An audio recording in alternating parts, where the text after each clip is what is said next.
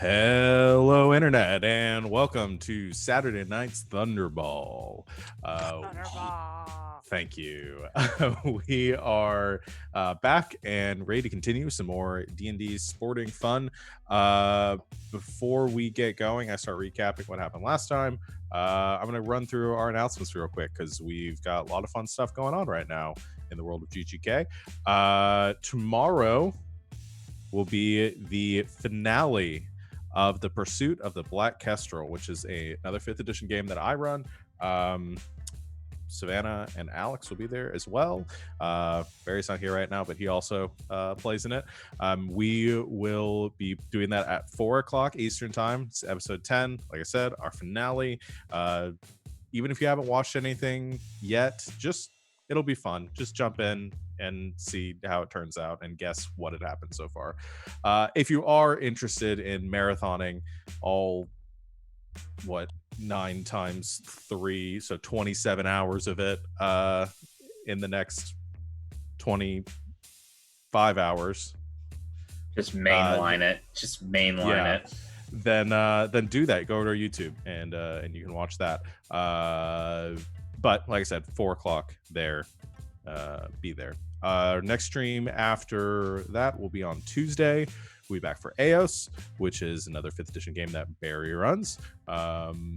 We are currently trying to save a princess. Again. For like the 3rd time. I have lost track at this point. We will be doing that at 7 o'clock Eastern time this week. And then on Thursday, we'll be back for Elegant Suffering, our Good Society tale, which Greek Sid runs from Slang 101 fame. That is at 8 o'clock Eastern time. Playing Regency era, Jane Austen-esque lords and ladies and whatnot. And we are getting into a lot of fun stuff. I don't know if we're doing the hashtag tentacles and opium this week, but we'll see. Opium and tentacles, but yes. Oh, sorry.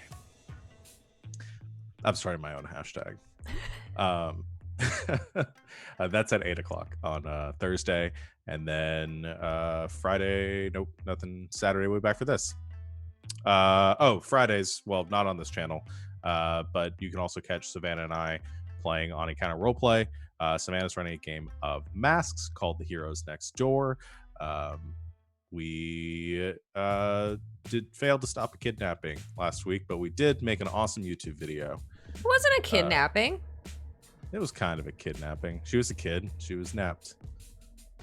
She's 18 and she went willingly. Oh, I didn't know. I didn't know her age. But yeah, and then creepy calls to teenage girls in the middle of the night. It was really fun. that did happen. You can't deny that. So it was. That's every Friday for the next 4 weeks over on Counter Roleplay at 3 o'clock Eastern time. I think that's it. Did I miss anything? Or is there anything you guys want to plug? No. All right. Well, without further ado, let's jump back into the game. Let's do this music. Last time on Saturday night's Thunderball, your team, the Gray Coast Griffins, entered into the quarterfinal match against the Sorenlar Black Tigers, one of the premier teams in the Balavar Thunderball League. You are making your first bid at the championship. We can't do that every time I say Thunderball. You are making your first bid against at the tournament this season, the Gray Coast Griffins being relatively new to the scene. You have put on a pretty impressive performance in this match so far. The score currently stands at 2-1. Your team has possession of the ball. We've had some very creative plays, mostly involving moving very fast, jumping very high, and dunking very hard. and that's been kind of the story of the season at this point. The Gray Coast Griffins being a dominant team so far in the Thunderball League. No one did it that time. Cool. All right.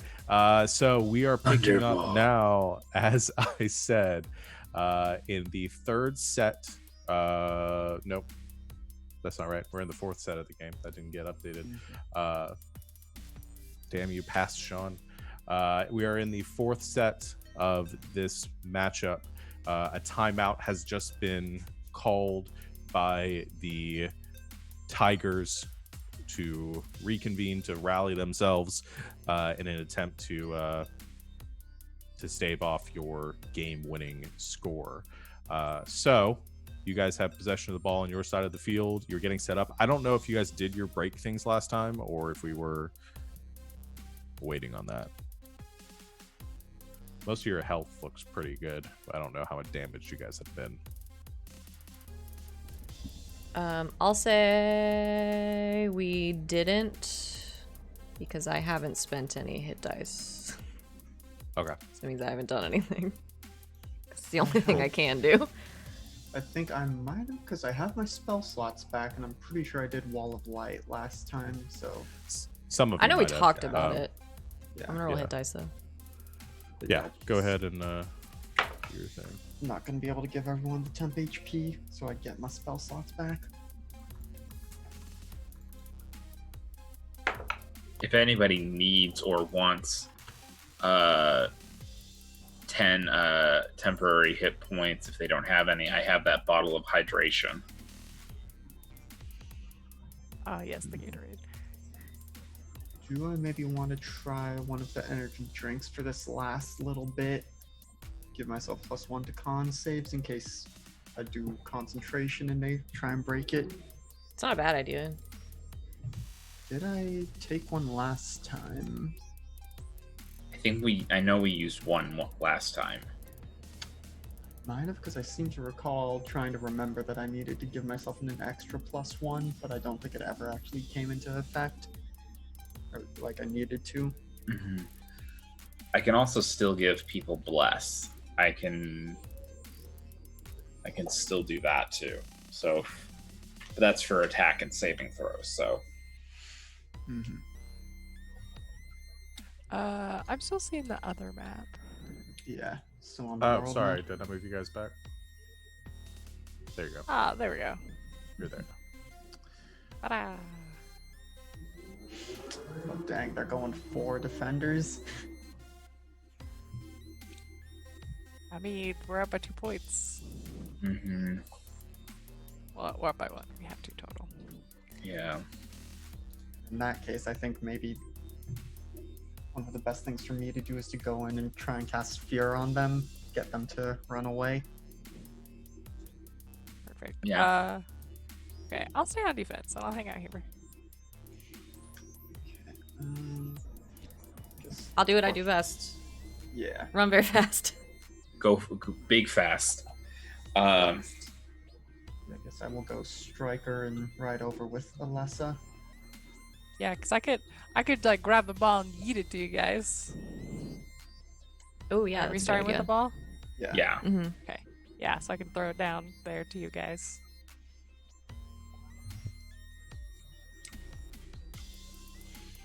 So then, guess maybe keep Stranger and Ace on infiltration. Have them.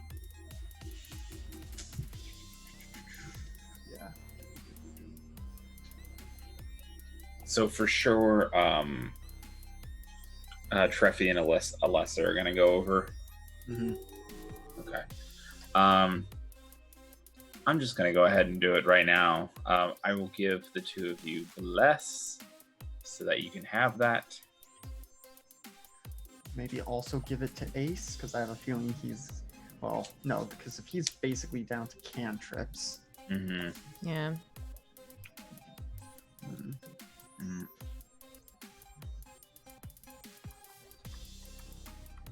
I mean, yeah, definitely the two of us. Just wondering who else. Yeah, because I can give it to a third.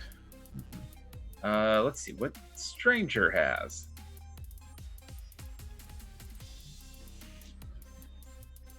if she has a +1, she'll get like a 33 on a nat 20.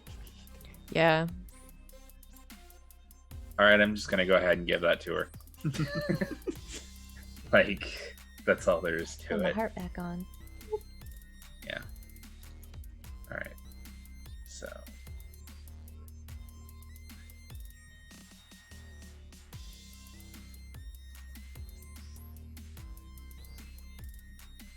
All right. Any other preparatory actions you guys would like to take?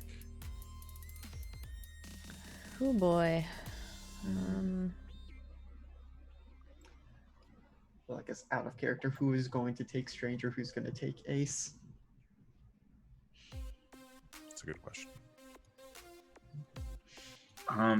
I could take Ace mostly because I'm playing a sorcerer in another campaign right now, so Mm-hmm. not as advanced as Ace, but still. Luckily, he Some. doesn't have any spell slots left. Right, yeah. So my options are a little thin. Like Basically a level 1 sorcerer with a bunch of hit points right now. oh my god, he has the same cantrips as my sorcerer. Nice. There you go. Okay, all right, we're good. Okay. Is he completely out of spells? Like, absolutely out of spells, or does he have any left? No, he's out. Oh no. Yikes. Mhm.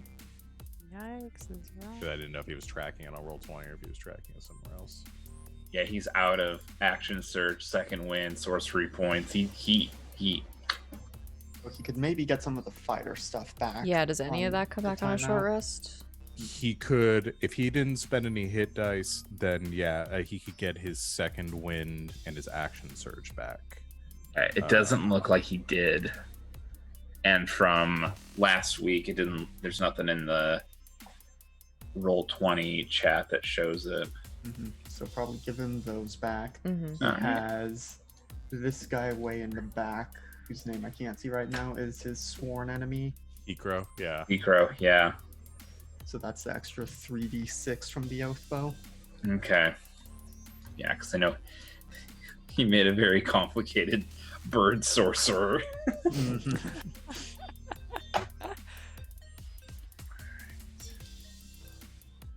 Cool. All right, so Jake's gonna take Ace, and then who's gonna run Stranger? Help run stranger. Okay. I'm kind of on defense. If you guys have ideas for like what she should do, Yeah. let me know. Yeah, her should be pretty easy though. Might be All best right. to just have her on standby to mess with Luigi, especially if they're gonna. Well, no, because once we're on their side, Luigi and Inkoa shouldn't be able to do anything to us. Though one of them might try to counterspell me if I cast Fear. Which I don't remember. Does that do anything extra at a higher level? I don't think so. No.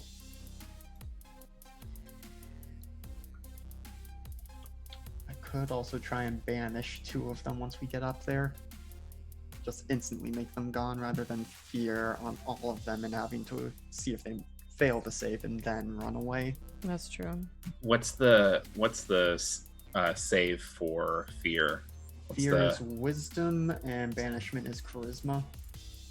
Which we Okay. know this team, well, they're less than 18 charisma, but that's as close as we know. But of the ones around the pedestal, the only one with a wisdom higher than 16 is Grasky, the cleric. Mm-hmm.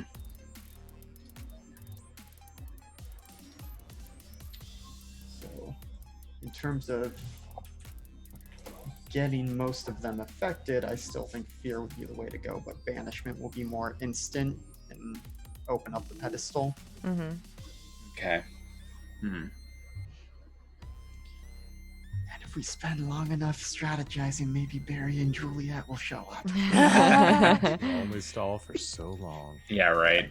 I mean, worst comes to worse. I'm trying to. I got plenty of spell slots and stuff that I can do. I'm just seeing what would be useful.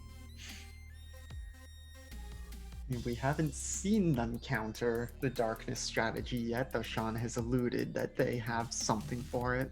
Mhm. Let's see.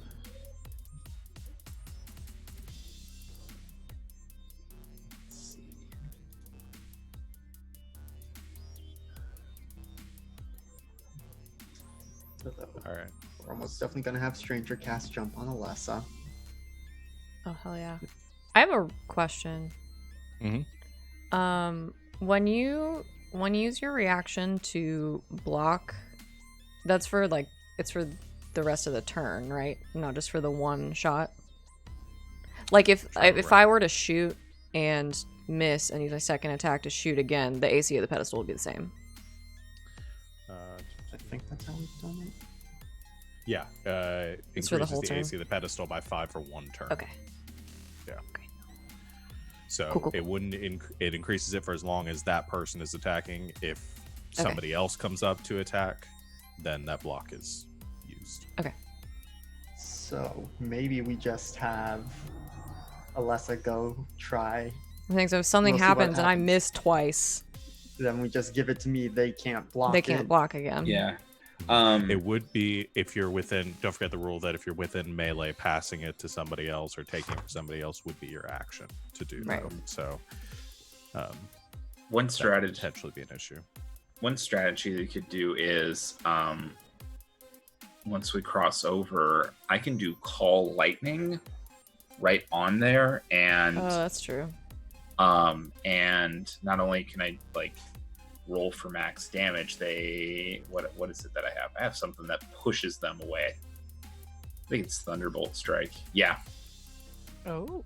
Push 'em When you away. deal lightning damage, so to larger, smaller creatures, you can push it. You can also push it up to 10 feet away from you. So that might only mean from me as a person. Yeah, You can still shove them away.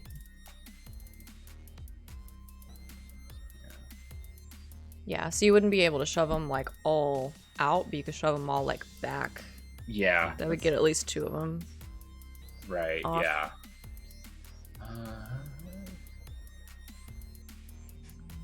So maybe Tuglas does that. I banish whoever's still left on the pedestal. Mm-hmm. Then Alessa rushes in. Yeah. We could do that. We just got to be mindful of, what they do during their turns too. Mm-hmm. I have to have jump if you want me there on 1 turn, though. Yeah. I'm also gonna have to use my last rage, so we're banking on this one, kids. I mean, yeah. But Okay, so should Stranger go first and cast jump, or should Ursa go first and toss the ball? Jump lasts for a minute. Stranger could do it in like the very end of the timeout before we actually start. Oh, okay. Mhm. Well, oh yeah, that's then true. let's do And that. she can still get an actual turn. Okay, let me mark that off her sheet then. The boot back on my token. Where's the boot? Oh, wait, she doesn't have any first level spell slots. She can't do jump. Could cast I mean, I it guess at she a could higher cast level, at second level, yeah. which Let's I think see. she'd said she was okay with doing. Okay, then yeah, we'll have to do that. Is there anything that it does for at a higher? Your no, it doesn't jump say. distance is doubled again. Okay, And all right. where's It's the a yelling- second level You spell cast slot. that 9th level. Yeah. Where's the yelling man? There we go. Okay, let's do it. And I'm in a rage, Okay. so I can dash with a bonus action. Stranger punches you in the face to cast jump. Yes. All right.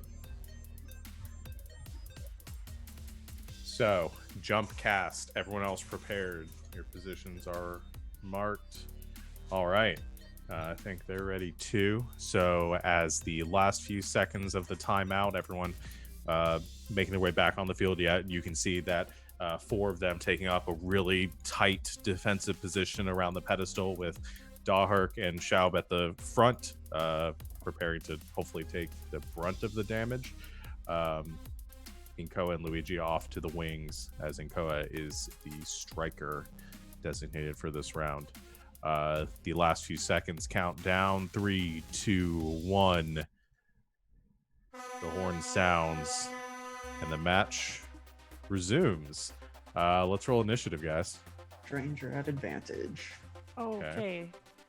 I am on Alessa's back. I'm just not putting my token there so we can see and move. All right, let's see what her bonus Perfect. is. Okay, 5. All right, let's roll. Real dice. That is a 22. I rolled a 20, so you do win. Ah. Okay. All right, so Ursa's gonna grab the Thunderball Okay. and toss it to her friends. Okay. So you run up to the edge of the cliff there, and you Yeah, so huck grab the it and Thunderball down in their what direction. is this thing? That's the Guardian that- of Faith Oh, yeah. on okay. both sides. Yeah, that's Yeah, my that guardian one's- of faith. Yeah, that one's Okay. your guys' guardian. This other one is their guardian. So, Mhm. Cool. All right, I toss. all right. I the catch. The ball. Yeah, sure. You can. There's nobody within 5 feet of you, so you don't have to use an action or anything. So, Also, I can jump uh, so high. Or if sure. you duck down so that it doesn't get Just beamed. poof, catch the ball with one hand, palm it. Yes. Perfect. And I think Ursa, anything else? That was your action. If you have anything you can do. Not yet. Okay. So, yeah, that'll be it for now. All right. Luigi's gonna go. And she's going to hop over to this side of the field.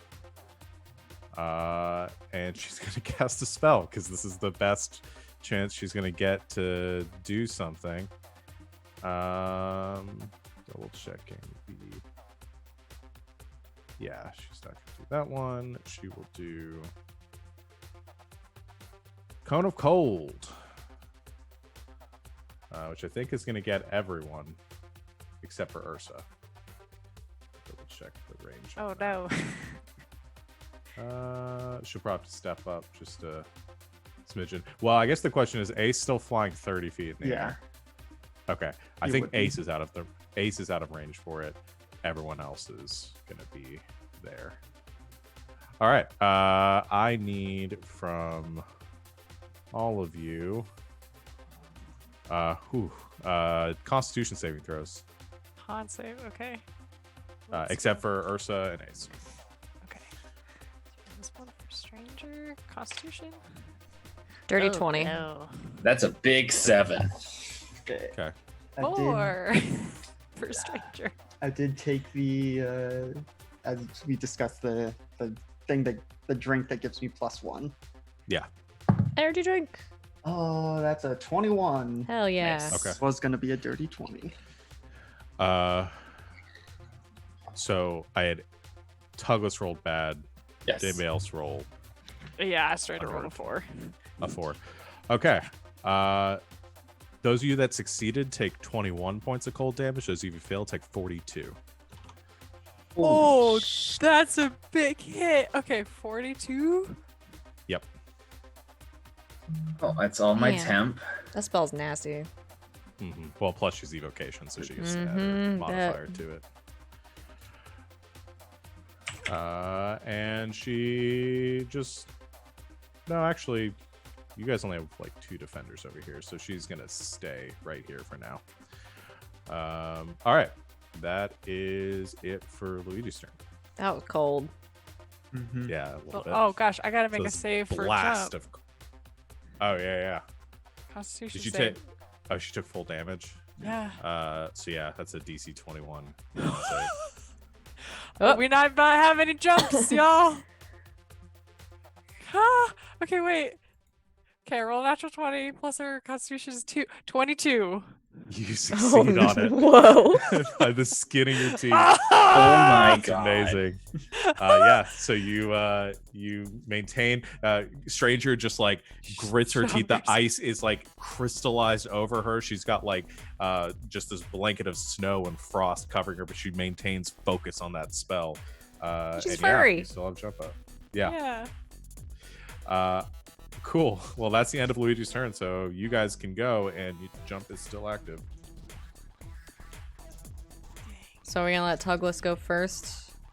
Well, I'm a defender, so I'd have to wait for you Try to to, oh, that's cross, right. We gotta cross over. cross over before I could do anything. But I could go after Luigi and punk them, or we could keep doing what we're doing. Or I could just go and bank on rolling really high. I mean, we could do that too. I am. Could for always the- try again next turn, because once I'm up there, I'm up there. Yeah, yeah. Yeah. I guess the question is, do we want to wait to allow me to hold an action, or let's just go and maybe score and render this all moot, and then It's up to you. we can go from there? Yeah. I say let's just go for it. Yeah. Okay. Ride like the wind, Alessa. I run and then jump. I run really fast and then jump really high. Yeah, which we've already decided you can do. So you Whee! You're gonna Gallop have the stick of forward, throwing for the plus leaping one. With a giant stick. into the air, coming with the lacrosse stick Lacrosse in horse. your hand, Thunderball at the end of it, and the entire I mean, they've seen you do this before, so Yeah. all of them are going to try to block here. I think this time she's just screaming. Okay. It's- So with 4 of them, that's an AC of 30. No, because Hikro is He's little. small, so that'll be 28. Which I can do, in theory. You have bless. Then I can really do. Oh. Douglas, you probably have to make a con save for it. That's a good point. Oh, Or- Douglas, make a con save first to see if Bless is still for up. bless. Yeah. And you Oh, took okay, full yeah, you yeah, also yeah. took full damage, so DC 21. Roll really high. Yeah, I'm gonna roll real high with that. That's a 3. So y'all don't Okay, have so bless. Bless is down. But you kept jump, which keeps you guys in the game here. That's All right, I got 2 of these. Are you going reckless or No, because I already rolled. I rolled a 19 shit? plus 9 plus 1. It's a 29. I told you guys I was ready for you guys to end this in the first 30 minutes of this, so yep. God damn. Why do they even try blocking at this point? Okay. Well, Alyssa, why don't their you describe dignity. it? Because this is just nuts. I'm gonna take a picture of my big giant red dice that just rolled really good for Okay, me. good. Yeah, tweet that shit. absolutely Look at this clutch. motherfucker. It's So describe what huge. Alyssa. She. Can it be really dramatic? Yeah. Okay. I mean, you rolled a 29. Yeah. I think she. I think as she so palms the ball, because obviously she's got huge hands from Ursa, and just takes off with Trophy on her back, kind of across the field, jumping, not even barely touching the ground, kind of hitting the edge of the cliff.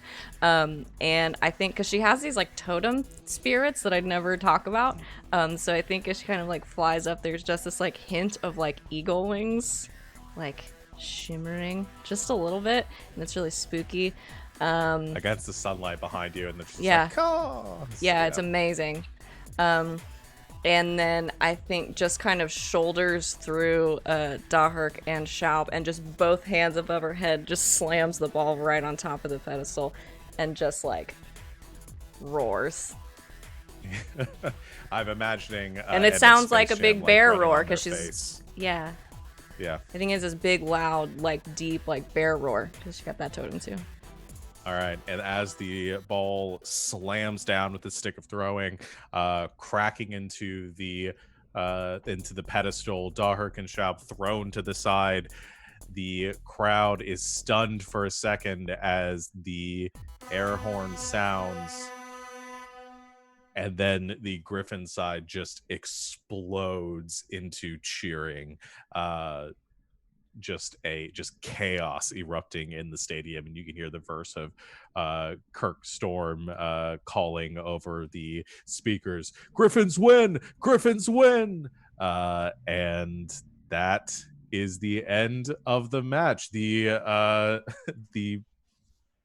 Tigers, kind of thrown to the side, look stunned at Treffy and Alessa, who have just powered their way through in an impressive display of force and athleticism.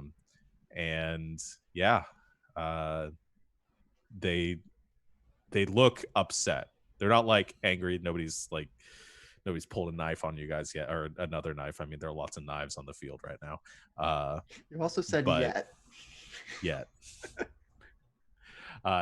The other side, the Tigers side of the stadium, is just dismal. They are just downtrodden. You see people just throwing their hands up and rending their shirts, and they're just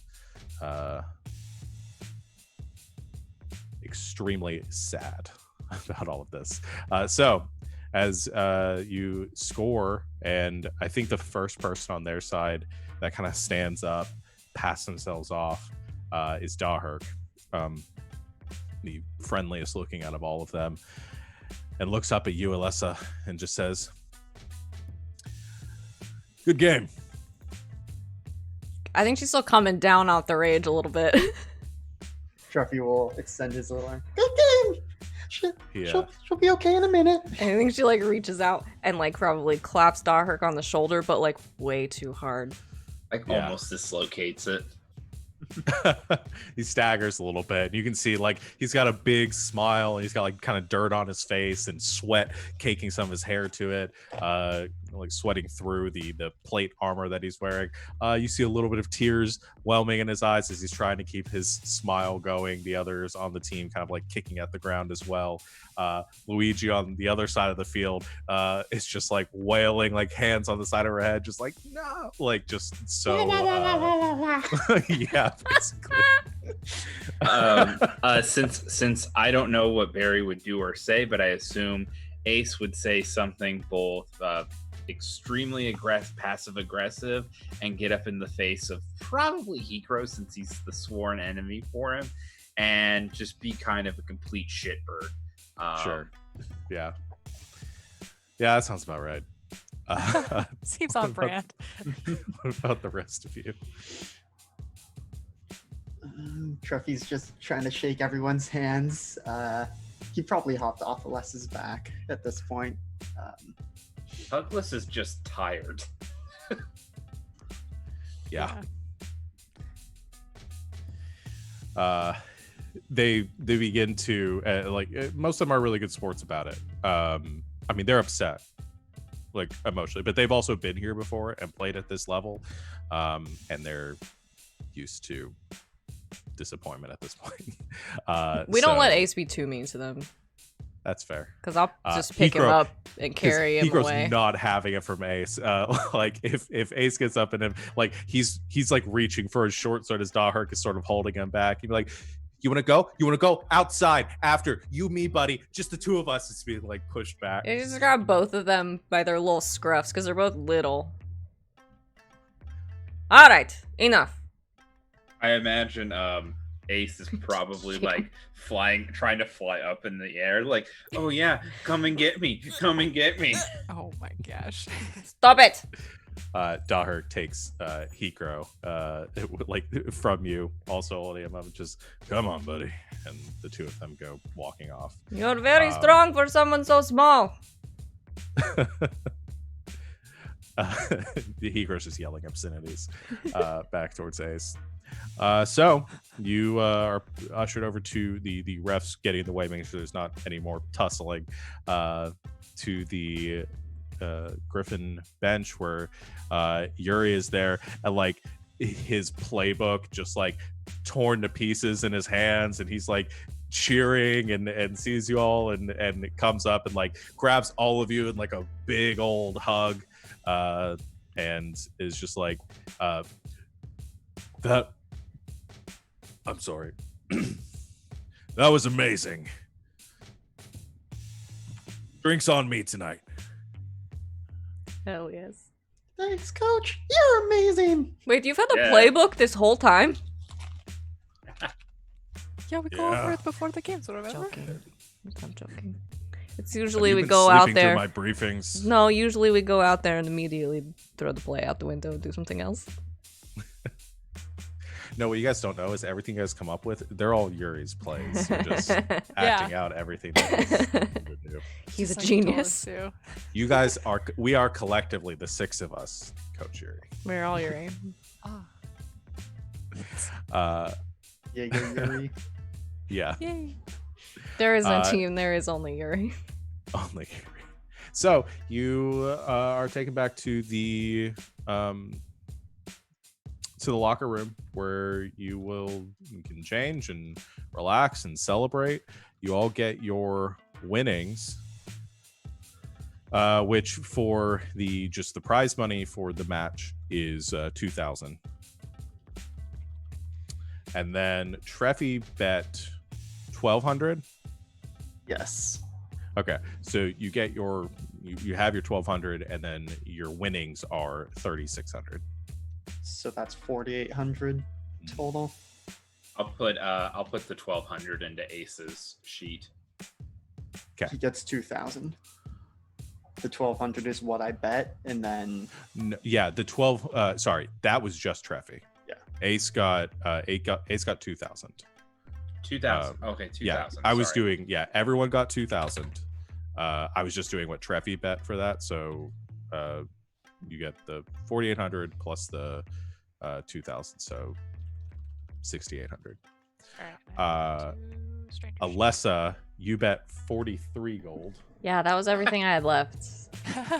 So Yeah. your winnings are 129 Nice. plus the 43, so 172 Yay. plus your 2,000. And do we get? Is it still just an additional 50 with the sponsor visor? Oh yeah. If you have the sponsored bracers, you get additional 50 gold pieces. That was a lot of math. Does everyone have their amounts? Or is everyone clear on that? Yeah, and neither Ace nor Stranger bet anything, so they just get the 2,000. I am technically over carrying capacity in how much gold I have. If I did That's my fine. You guys math have a fuss for correctly, that. if I did my math correctly, I have 2,222 gold. That Nice. sounds right. That's good. I'm not gonna spend any more money. I have 5 short of 7,000. Nice. Nice. Making your way there. I don't remember how much you needed for that rod. A million. Gosh. I can which we'll get at to least that. the +1. We'll get to that in a second because I want to do your guys shopping after we do sort of our briefing and prepping for the next match, so you guys can buy stuff depending on what you think you might need. But you are ushered out of the stadium. Thousands of cheering Griffin fans, and even some of the Tiger fans, like congratulating as you go. I mean, they're like less happy about it, but impressed by your performance. Everyone is. We're extra nice to those people. Yeah. Yeah, and you because- have Yeah, because they didn't the team didn't try to cheat. So we're there's only been one team that's tried to cheat against. yeah, but still. Yeah. Fans of the other team who congratulate us, I'm extra nice to. Yeah. Yeah. Though we give Ace some chewing gum to make sure he can't mouth off. So, good. He eats that chewing gum and make sure that he. We tell him he has groupies in the Too bus and then lock him in there. That's amazing. So you make your way through the city. Maybe get some drinks in town that evening, enjoying partying, making the most of your winnings. Coach Yuri holds his promise and buys you all a round of drinks, or a couple at this point, as he's also getting paid for all of these, his coach's salary. I bet he's making bank. Oh yeah, I mean he's a very frugal man, hasn't been really spending much of it, so yeah, he makes a pretty good amount. He doesn't make as much as you guys as players, but He also doesn't buy a bunch of equipment and stuff. no. So eventually you all leave back on the bus, heading back for your 2 weeks to prepare for your next match, which I will go ahead and do a little bit of exposition for what you guys learn during your ride back. As the other matches of the tournament have been ongoing, you receive word through Coach Yuri of some of the developments. So the rankings don't update until the end of the tournament, so there won't be any updates in rankings because the tournament actually decides those. However, Ildar won against Scorchkeep, so you will be facing the Ildar Prowlers in the next round.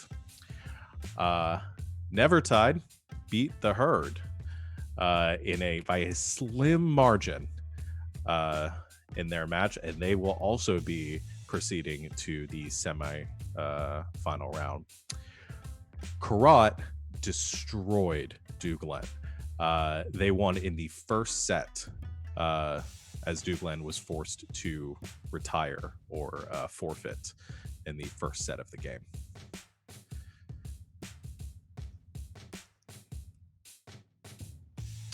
So you have that news if there's anything you want to discuss there, and you have your ride back to discuss any sort of strategizing you want to do for Ildar. Let's look at that book. Let's see them stats. Yeah. Now, I guess the question, do we want to pick a stat other than 18 charisma to compare against? Or is it that we just have such a wide range of charismas that anything lower than that isn't too good? What is everybody's charisma again? Mine is 20.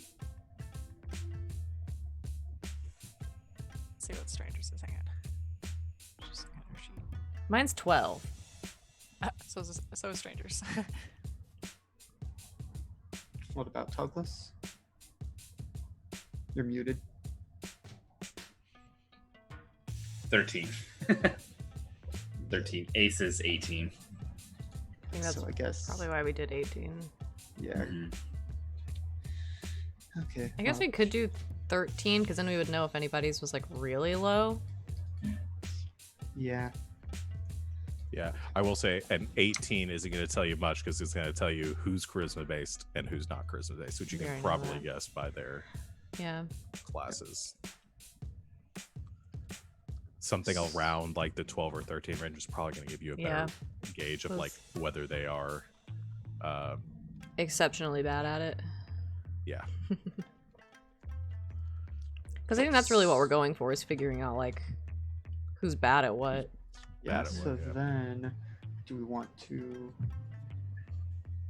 well, no, I think the same sort of thing with Dex. So right now the numbers we've been comparing was 14 strength, 17 Dex, 16 con, 12 int, because I think that's our highest, 16 whiz, and now we're switching to 13 charisma.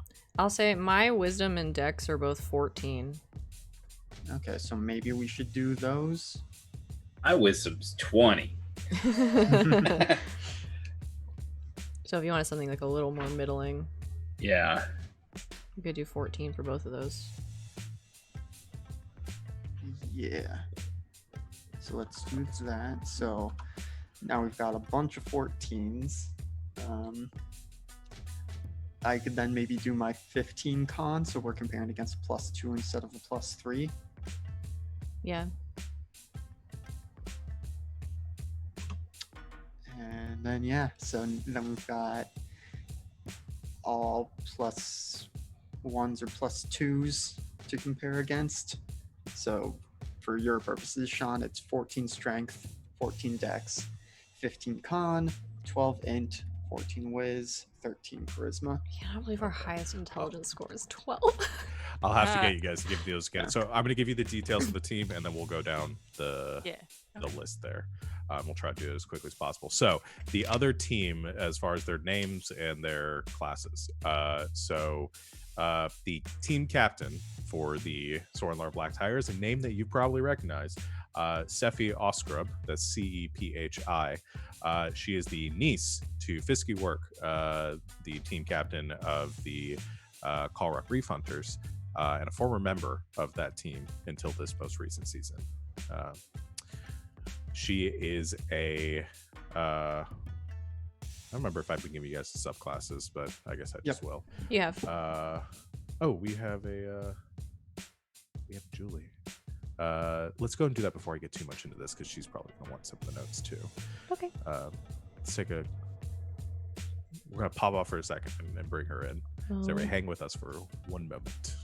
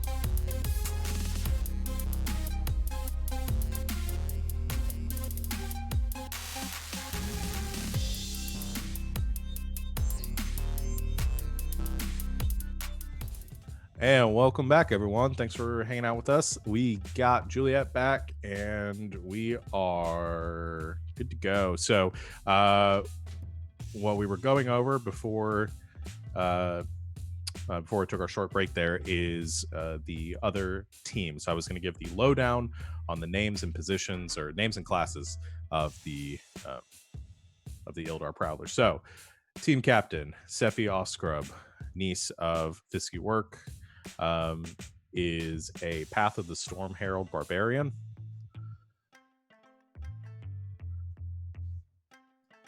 The other members of the team, Idowai Chom, it's Idowai.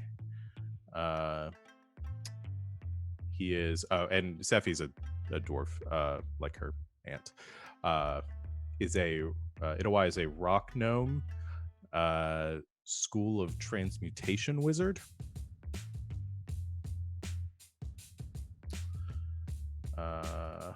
Ashura is a human Way of the Kensei monk.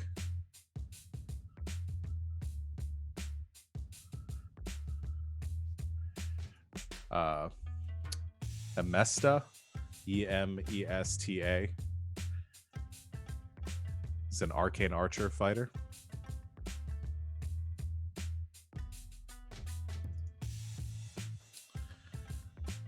Ireb, Ireb. Oh, he's also Emesta is a centaur. Ireb is a hill dwarf Life Domain Cleric.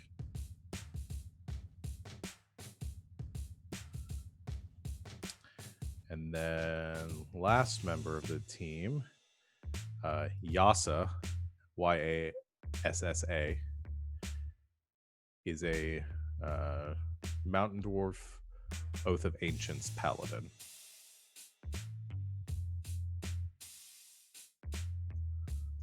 Lots of dwarfs. I was about to say, a little short team. Short and sturdy. If a centaur is taller than me, I'm going to have a complete meltdown. How tall are you? 8'1". Nah, he's 7'8". Ha! That would also be on his baseball card. Stomp him and his bow into the dirt. A couple of you might know, especially those of you that are more like in on members of other teams and kind of like some of the inner workings of the Thunderball League. Amesta is also brother to a member of the Karat Hellfire. Centaur for the crowd named Irku. And they have a pretty fierce rivalry.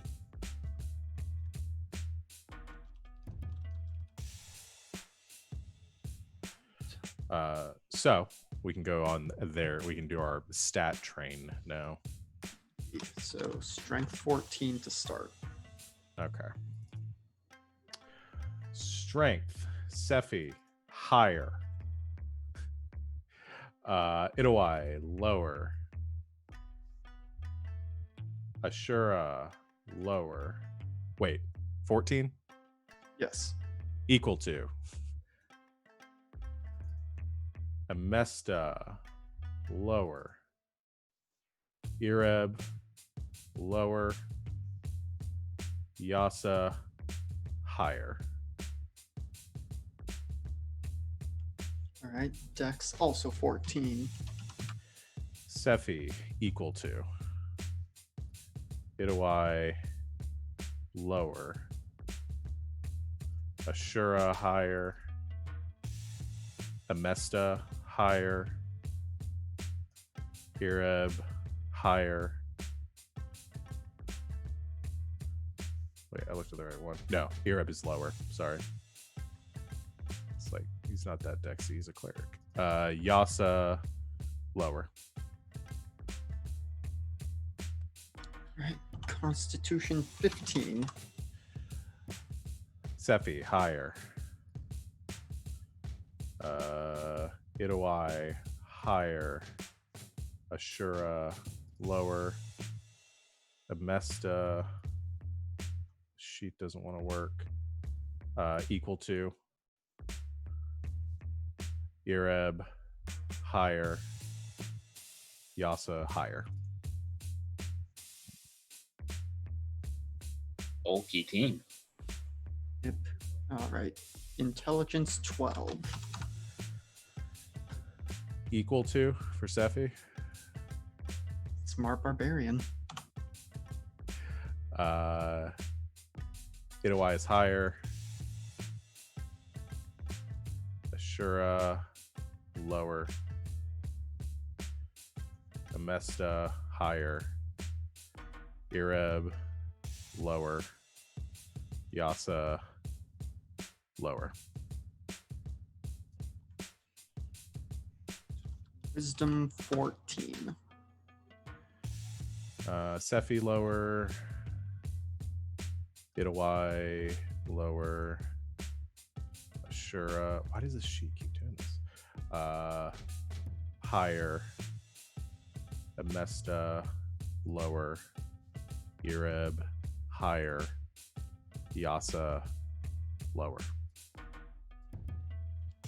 Yeah, so pretty unwise team, except for the monk and the cleric.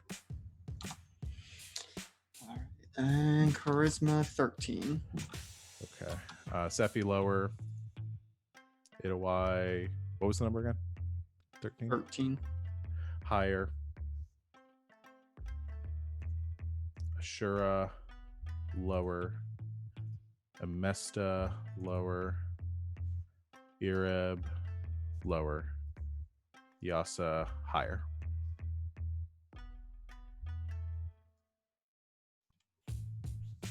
Okay. Pretty low charisma team.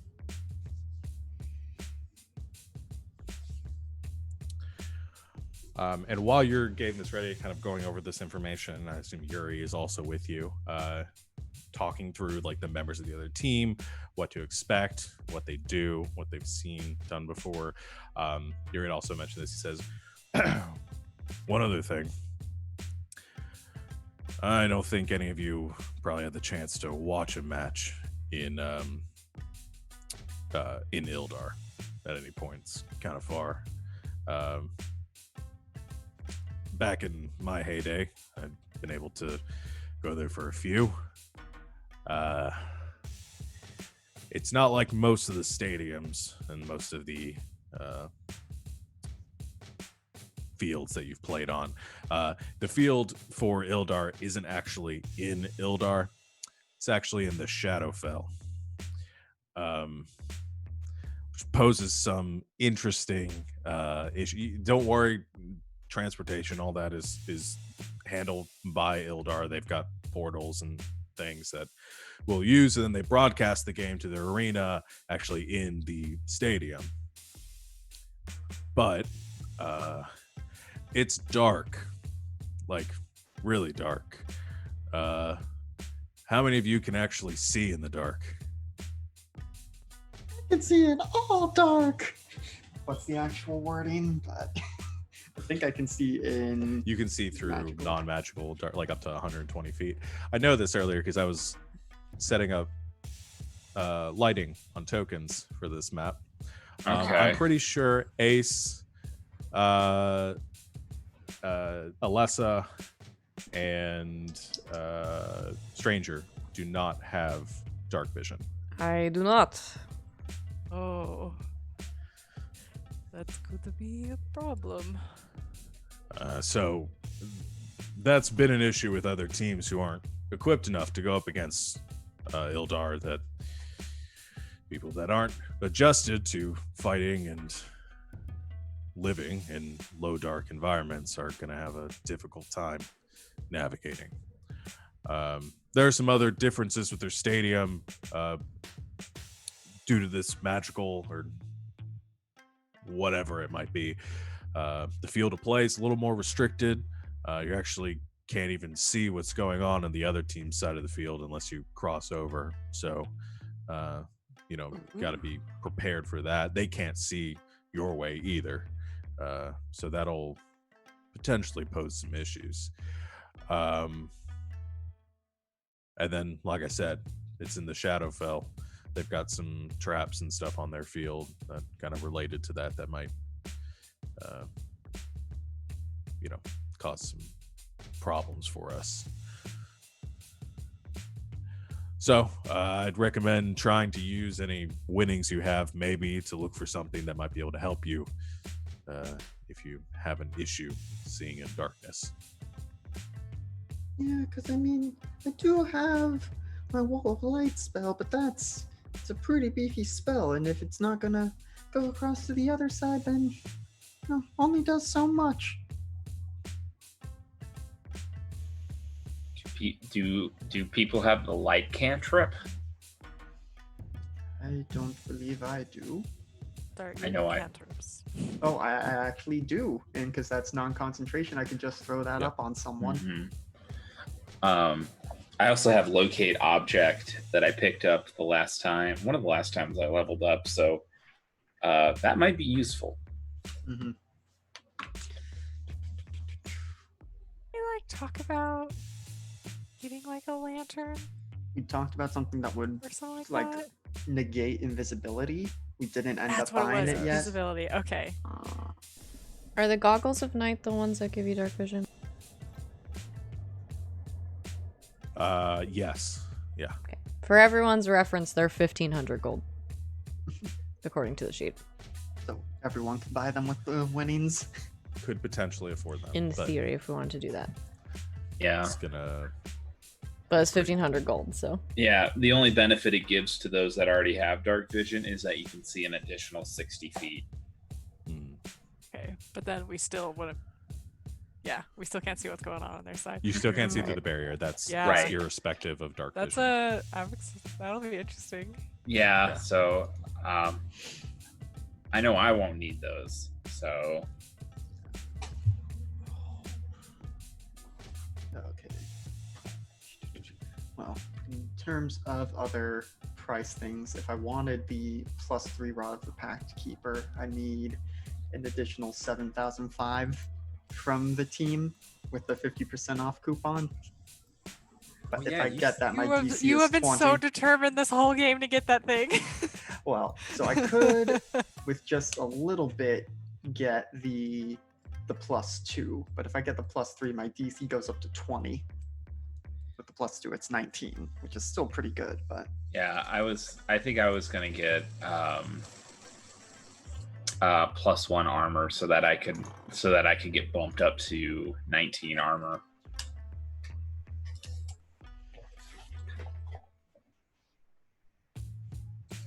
I should probably buy some studded leather. But also, how much were our winnings for this previous match? Oh, I put on your sheet 2,000, already. which should be on your sheet. Yeah. Thank you.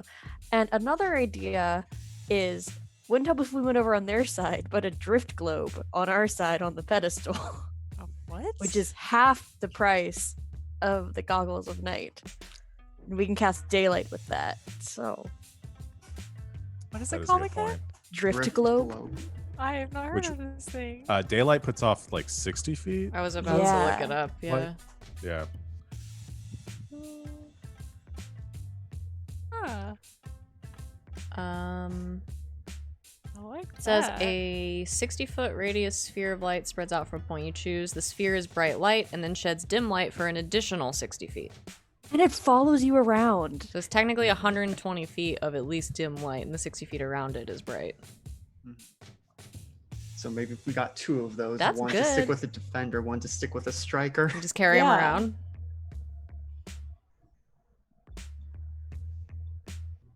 And then maybe we can sell them back for like half the cost after this match. We can sign No them. refunds. Yeah. Oh, yeah, I guess you could sell them as souvenirs. If it's exactly Yeah. the same as the spell, the daylight spell also gets rid of like low-level darkness spells, just in case they try to double down on us. It's like 3rd level or lower, I think.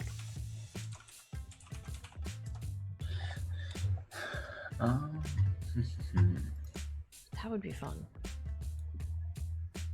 Just imagining a scenario where they try and cast Magical Darkness on Treppy and he's just, I don't care. He just keeps on coming. This is fine. That's Now, good. so the Those could be... Yeah. What? No, go ahead. Sorry. Go ahead. I was gonna say because they get rid of darkness spells too, like those could also be useful later and not just this one time. Mhm. Yeah. So if we get 2 of them, that's basically the same cost as 1 pair of goggles of night. And instead Yeah. of having to get goggles for everyone, Yeah. Yeah, we could just do Um, that and then pass them around. The one thing that's going to be funny is, so it's not attunement, but it's a command word that you will have to like shout to the globe, like if you want to move it or anything at any point. So if the other team hears your command word, it means that they can start doing it too. So I'm just gonna like keep that in mind. is it an action to do it? It just says you can speak its command word and cause it to emanate the light or daylight spell. You can speak another action as a command word to make the illuminated glow rise into the air. So it says you can speak the word to cause it to do it. It doesn't say anything about an action to actually create the daylight. Mhm. Mhm. It is an action to make it move. Okay. So I'm imagining a fight over the drift globe emerging at some point. On, off, on, off. We on, are off. about to just introduce more balls onto the field of play. Yeah. And also rave. This Great is a fun. good idea, Yay. and I'm about it. Sweet. Yeah, but doesn't I was looking to see if it had like an AC or anything like the Ion Stones did. It's interesting that it doesn't. Mm. So we just whisper the command words to it so they Mhm. can't hear. Do you get to pick the command word? Yeah, it looks like it. We make it some like obscure word in a very obscure language that one of us knows that we can whisper. Just make it your social. I mean, I know That's what Celestial. know. I don't know how many other people are gonna know Celestial. I know. I'm saying you Abyssal. could teach us, like, we could teach Yeah. everybody Mhm. one word, so like Yeah. almost nobody knows it. I know Sylvan. Just omelette du fromage in whatever language. You know Sylvan too. For some reason. Oh, I just know Abyssal, Common, and Infernal. Oh, Well, I'm a tiefling, so yeah. sometimes I forget Douglas is a tiefling. yeah, right. Okay, so I don't know. 2 drift globes would cost the team 1,500, is what Okay. we're saying. So we could all chip in for that, probably. Mm-hmm. Yeah. And then if I get just the +2 Rod of the Pact Keeper with 50%, that's 8,000 total. I'm just shy of 7,000 now. Because it would be, I think, yeah, getting to the +3 would just be too much. We would need to Yeah. like, win again and make a lot from bets. How much is a +1? Or Um, does it? Is there a +1? I could get a +1 on my own right now, but I also feel like I'm 1,000 away from the +2. I thought you said you were 7,000 away from this. No, I have 7,000. It's 8,000 to get the +2. Ah, okay. Well, technically, I have 6,995, but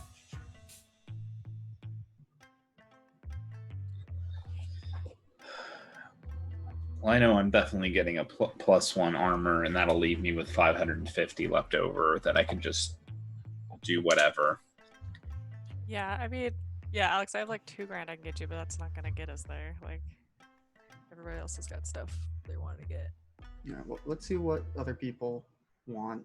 So right now we're at all told across the team like 2,050 for 2 drift globes and +1 armor for Tugless. Anybody else holding out for something? I'm gonna spend 45 gold for studded leather. But that's it for now. Yeah, you do that. Seems Do good. that right now. Please. Do you Studded know want like leather. +1 studded leather or just regular studded leather? I am just feeling studded leather. Okay.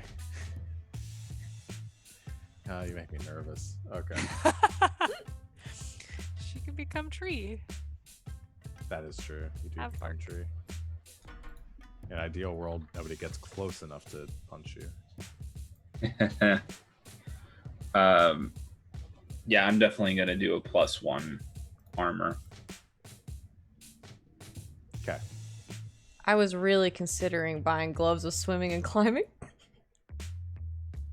Just in I have For case. those, Swimming and climbing don't cost you extra movement. Huh. And you get like an athletics check bonus. They're like 2,000 though. I don't know if it's gonna come up again. It's not gonna come up on this field.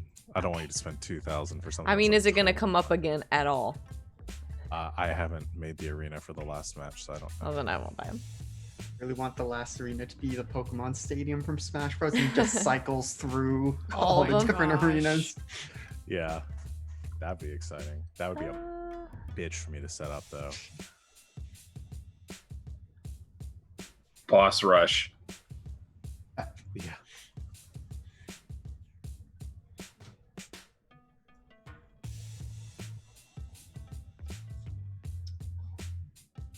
Now, I don't want to put words into his mouth when he's not here, but I also seem to recall Barry saying that he had bought what he needed to last match and he could give his money for stuff this time around. I loaned him some money, but I can't remember how much.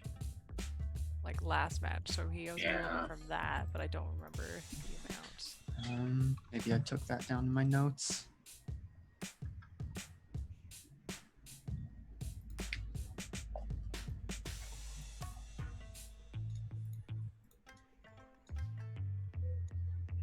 No, I didn't write down how much he borrowed from you. Yeah.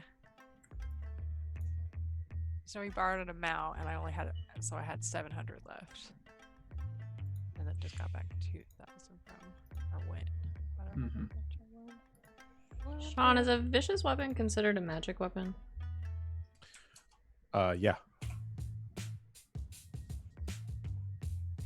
You want an extra magic weapon? I was considering having at least one magic javelin because that's the only thing I can do at range, and that really fucked us this past time because my javelins didn't do anything. Could you not just do like a +1 javelin or +1 weapons are 1,000. Vicious weapons are 350. even for javelins? It just says +1 weapon and vicious weapon. I guess yeah. So 'Cause you I could don't still know. use a javelin in melee. It's not like ammunition. Yeah, but a vicious weapon would still be magical. I just wanted to count as magical. Because I don't use them. I don't think I use them enough to warrant spending that much Mhm. on them. But something that's Burn so magical that I often. could throw. Yeah. You Would can't get be close cool. enough to something on a turn. Yeah. Now, have we considered the merits of the tentacle rod? Played with one of those once in a campaign. I a What while is ago. this? Love the tentacle rod so much. So very So much. it's 5,000. It's not showing up in the SRD for me. But where's my DMG? You guys are buying these drift globes, or Yes, I think Yeah. we already Okay. decided on the drift globes. because I'm going to set up a token for them to give off light. I just Hmm. didn't want to do that. Are we gonna split up the drift globes? I think probably one with Alessa and then one with someone who stays on defense. So the tentacle rod.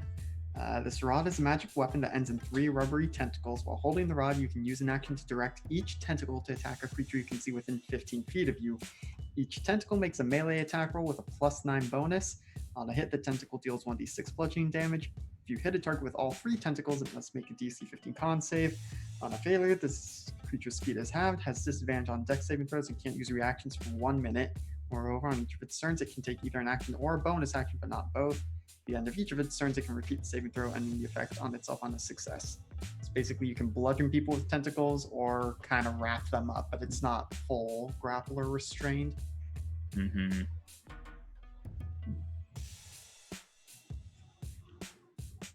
It's a very silly item. If we're splitting up the cost of the drift globes, how much is it? 1,500 total. There's 5 of us. 300 a piece? Yeah. Yeah, 300. I'll say I'll throw in my 300 for that. So I'm down to 250. I'm Yeah, gonna buy will. 2 vicious javelins. Ha. That'll leave me some money left over. Okay.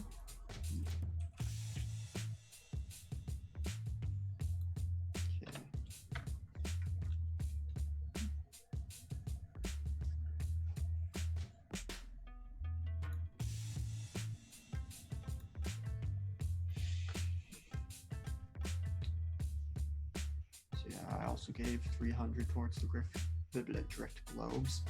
Grift globes. Rift globes, I like that.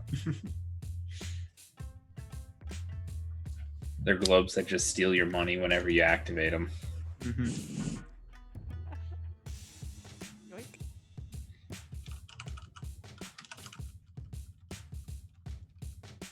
You looking at anything, Arsa? Like maybe a +1 weapon, but like I said, like I'm not really set on anything. Mm-hmm. Because yeah, I mean that could. Magic weapons are good. Yeah, I also have to spell magical weapon, so I could do that. You could also save that spell for something else.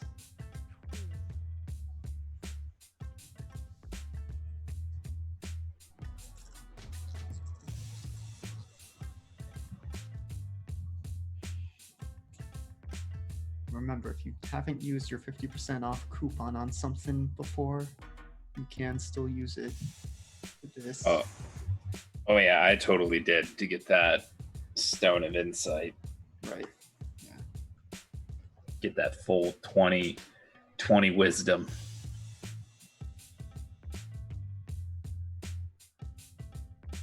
What's the cost, Alex, of the rod that you're looking at? Is that include like you're using your Yes, voucher for using the that? coupon, I'm now 1300 gold away from the +2. I can give you some money for that. Okay, because if I use my voucher for +1 longsword, that would leave me with, let's see, these are 1,000, so 500. So I give you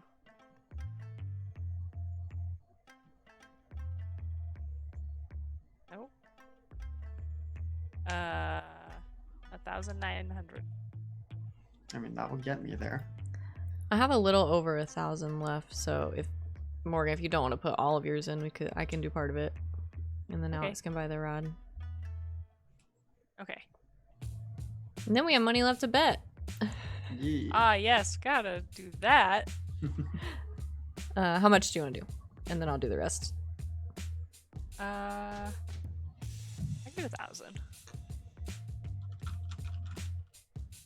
Okay. I and need then- 305 from you, Savvy. You got it. Okay. So I use my voucher. Gotta have a rod in every game, Alex. Mm-hmm.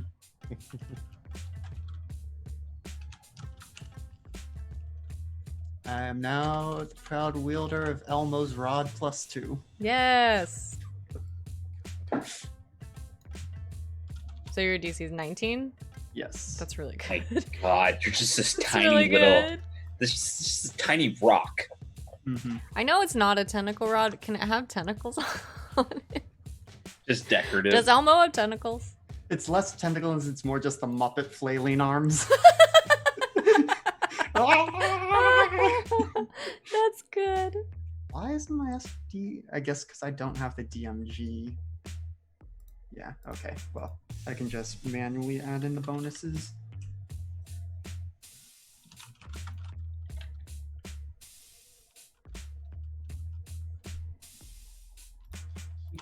Typing Kepper, not Keeper.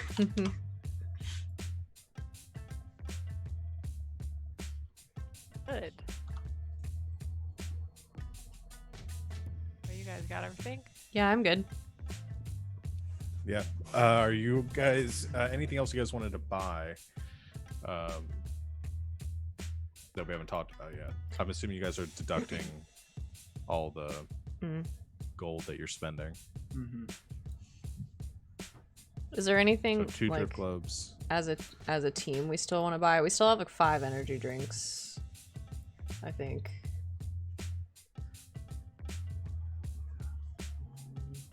Yeah, we still have those. Maybe we should buy some of this bubble gum.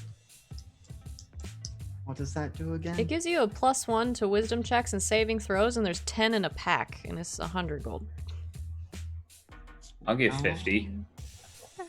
50 to help with that. You know, split some gum with me?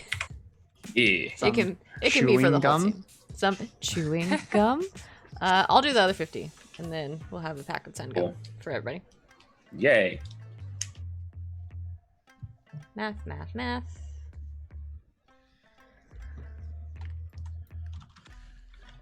Okay, just put that in the somewhere. I'll put it in my pocket. I now have +11 to hit with Eldritch Blast.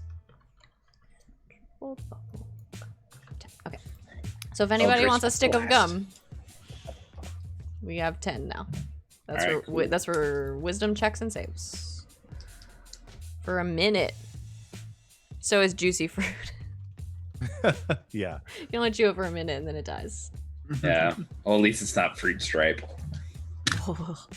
Where it's like, oh, this is tasty. Oh, I'm done. For 1 round. I mean, barely around. All right, so we've got 2 drift globes, armor for Stranger, weapon for Ursa, rod Armor for Tugless. yeah, armor for Tugless, rod for Treffy, Javelins for me. javelins for Alessa. Cool, And I bought some gum. awesome.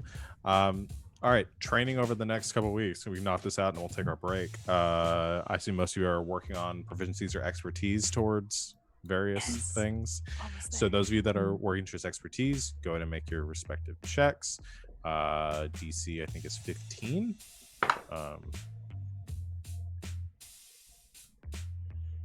Hey, I got a 20. I got a nat 20 plus Nice. 7 in athletics. Give me that expertise, baby. Nice. I rolled a That is- 24. Cool. So you also gain, Oh. are you fully experted yet? Yep. That was my last one. What's my Oh, athletics that's now? 13. It's a plus 13. Dang. That's so high. That is So- very high. So what does it go from to expertise? What is it? So you Double can- proficiency. Yeah, you can set it on your sheet. Jake, so if you go into the cogwheel on your sheet, Yeah. the settings page, at the bottom, that center, Yeah. where it says like normal next to the skill, if you click that, you can change that to say expertise and it'll change it on your Okay. sheet for you. Great. And those of us just working on a proficiency just You get an just extra gain plus the 1. next. Mhm. Yeah. Did anyone fail the roll? Did you guys all get it? I think I failed. I only got a 13. Oh I don't yeah. know what the DC is. It's 10 plus half your level. Yeah. So nope. I have a plus 11 in athletics. Nice. Yeah. I can run, baby. I sprained my ankle while training. Yeah. Or something. You have a Didn't tough quite get couple it. of weeks. Like the last time I got proficiency in athletics, and yet my acrobatics is still better without being proficient. Oh, that's funny. Uh, I'm only so one away from did- proficiency in acrobatics. Maybe I'll just do that next time.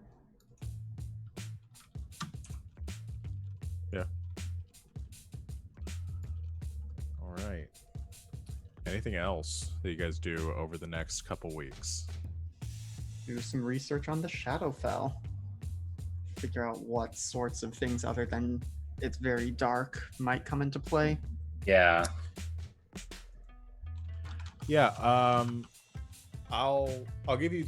I won't make you guys like roll for it because Yuri be able to help you, and with your contacts, it wouldn't take much information for you to know that. So it's not purely in the Shadowfell. Like you guys are going to have to contest with creatures and things like that over there. There are some arcane like warding that they do. Normally a creature stay in the Shadowfell might result in like necrotic influences taking hold of them. It has a strong connection to undeath, so creatures that die there tend to come back. But with the nature of Thunderball and not wanting to have their combatants die, there's a certain level of safety precautions that have been taken. So while the arena actually exists in the Shadowfell, it is warded in a place that would keep it from having, that keeps a lot of those influences out. Many of the players or people, like based on like Yuri's talking about, is players that compete there. There's a general sense of like unease. It is it's a disquieting environment. There's no cheering fans or anything. You can't see any of the stadium or the fans or anything there. So it's quiet, dark. It's unsettling. Ominous. I love it. Yeah. Spooky. The Prowlers obviously have a significant home field advantage at their stadium because they practice here a lot. So they're used to it.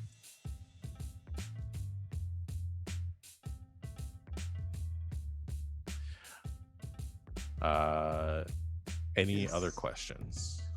Yeah, I guess would we be able to find out, because you mentioned there would be Shadowfell traps that we might run into, what those could Oh. be?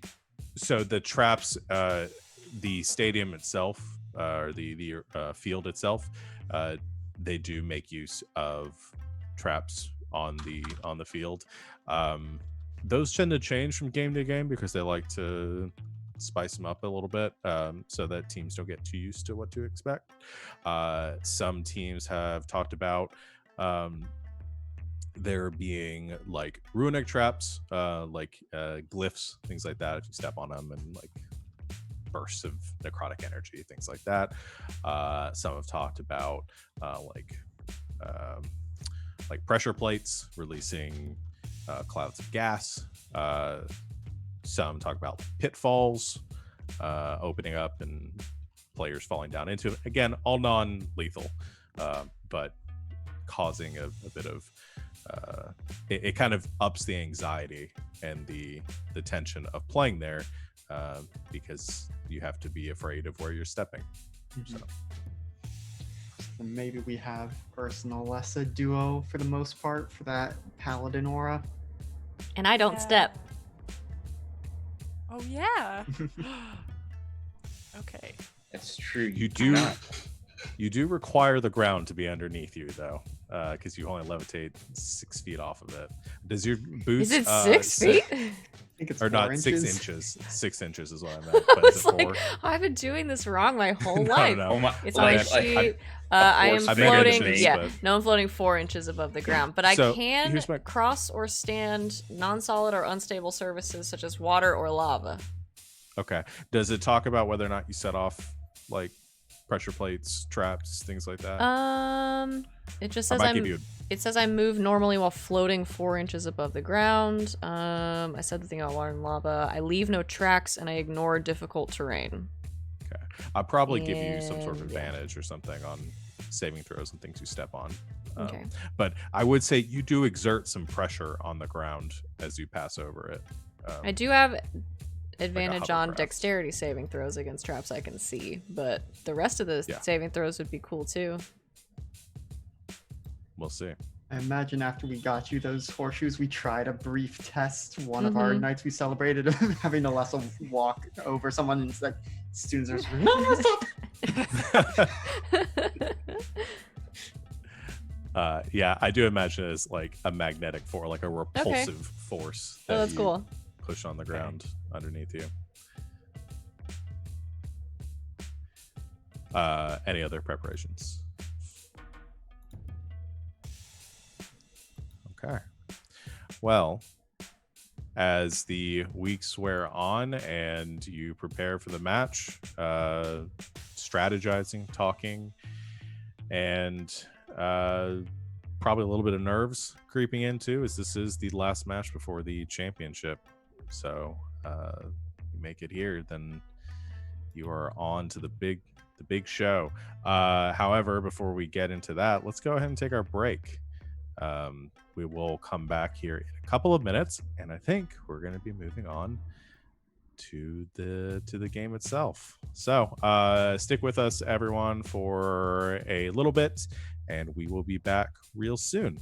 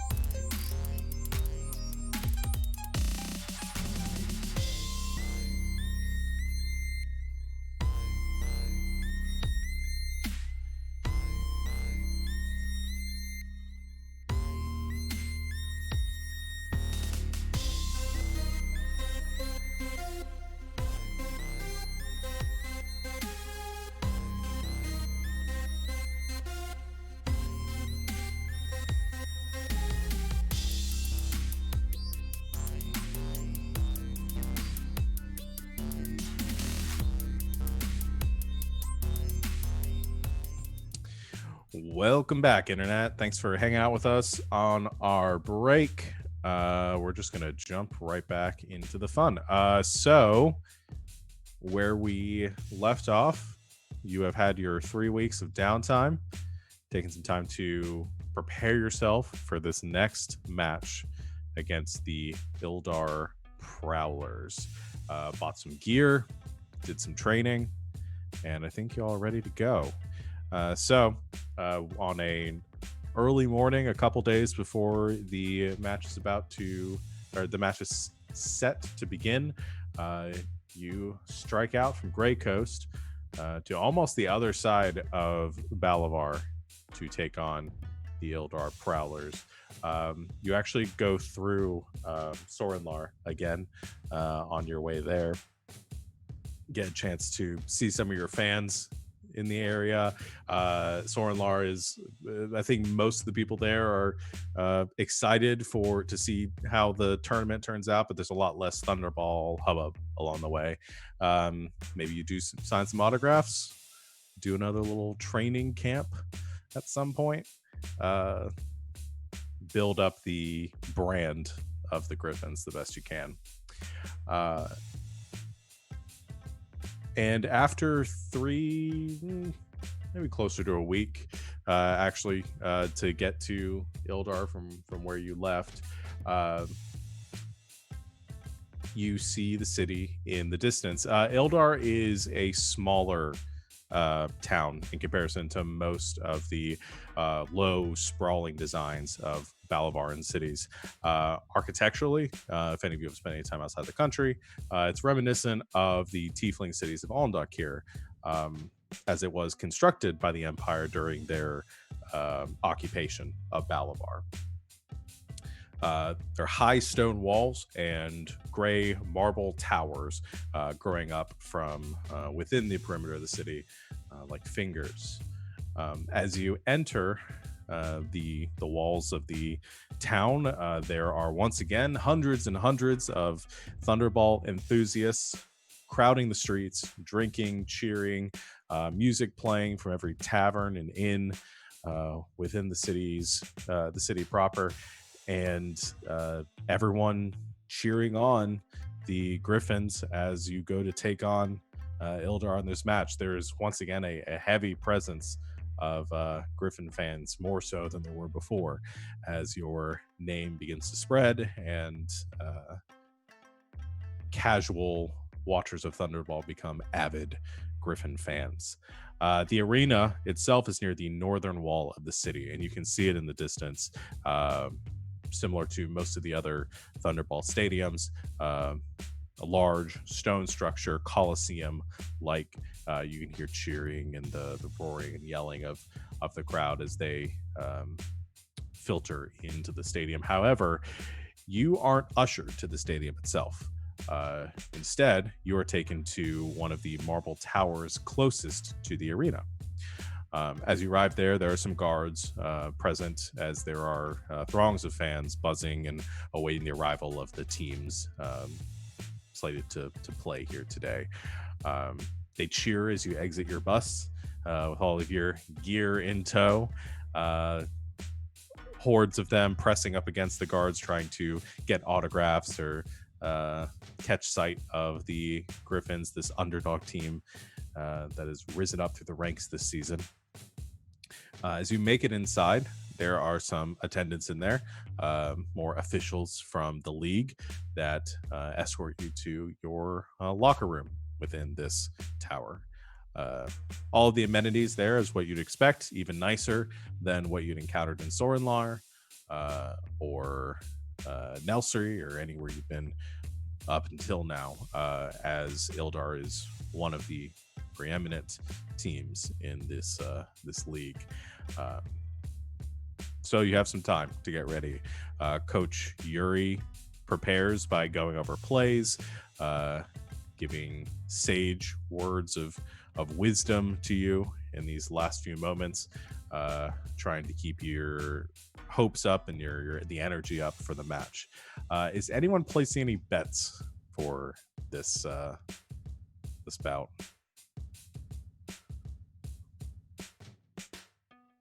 I'm out of money.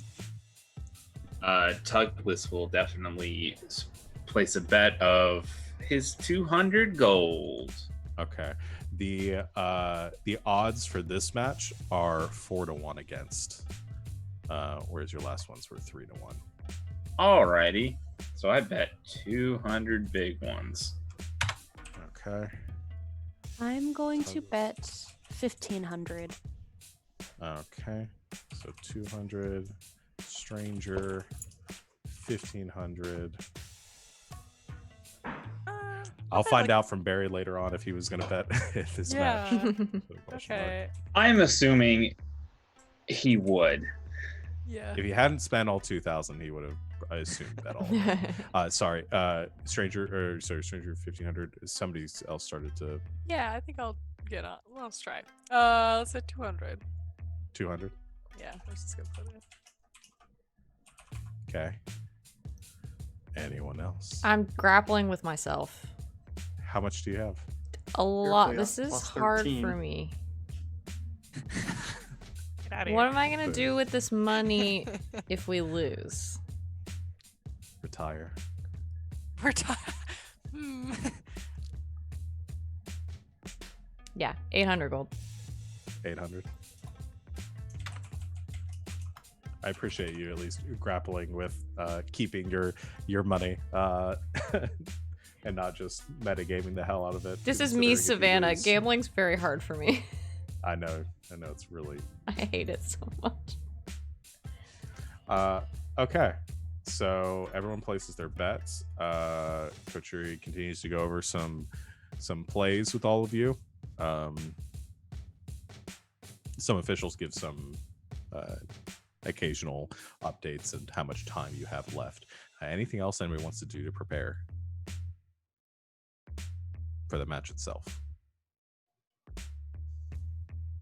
No.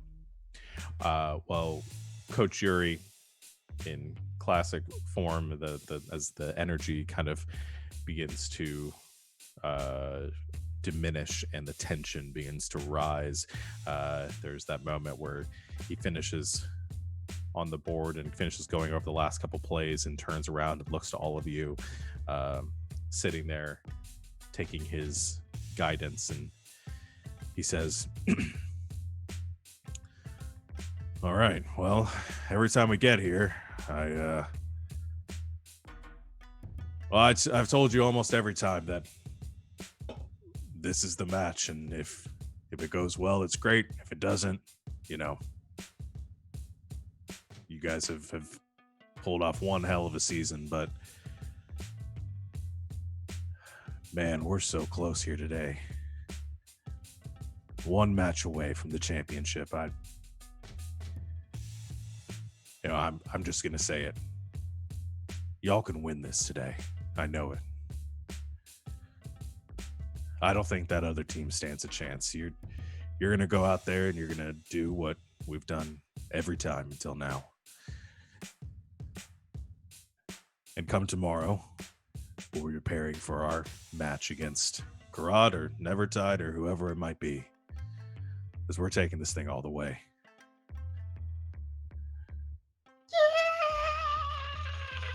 I think Yeah. doing like the Tuscan Raider thing with his new rod. Oh my gosh. I appreciate the enthusiasm. Don't know what to expect out there. Stay on your toes. And play smart. All right, hands in. Griffin's on 3. You know, smart isn't our strong suit. Well, then play hard to make up for it. 1, There 2, we- 3, Griffins. Griffins. Wait, I don't have toes. We don't have to be smart. We just give the ball to Alessa and she just goes. Can't keep me on my toes if I don't have any. Yep. Good job. This is a friendly reminder that my intelligence is 8, Yeah. in case anyone forgot. As you cheer and the officials come in and usher you out of the locker room, you're led up a set of stairs to a higher level of this tower. And there, you meet the Prowlers. The 6 of them coming up from another staircase on the opposite end of the room. This large marble chamber, at the center of which is a translucent, ovular black mass at the center of this room. An open and sustained portal to somewhere else beyond. The officials wait as you enter. You can see the other team on the other side. I'll show you the other team because I realize you're not gonna be able to see them once they get onto the field. But I'll make sure you get a glimpse of them. Hold on, let's see. Copy. I'm just gonna pop them on the map here. There we go. I'll expand them so you can actually see. There we go. That's some blue hair, my dude. They're sweet. And at the forefront, you see the short, younger dwarven woman with this red hair that's sort of braided down the back, looking very angry. Just in general, she's getting kind of like pumped up and has this focus to her. You see Sephi, the captain of the Prowlers. That's her. So as you come into the room, the officials look between the two teams and motion for you all to enter the portal, which one at a time members from both teams do. And you emerge in a otherworldly space. I'll go and move us over to the arena. Now, I don't know if all this is going to show up for you. Can you see the lighting and your tokens and all that? Yep. Now, the one thing is, don't move yourselves around. Stop moving. Sorry, I was seeing if it worked. So as long as you can select your tokens and see the light and stuff, everything's good. I'll just go ahead and throw this out here too. You guys should all be able to see the light that everyone else's token is giving off and not just your own. Is that Yes. true? Yeah, it looks like it. Because this is what the world looks like with Treffy there. This is the world looks like without Treffy there. So just most of you have very limited vision, but Treffy's got 120 feet of light to deal with. So that's gonna help y'all a lot. I'll put Treffy Okay. back down.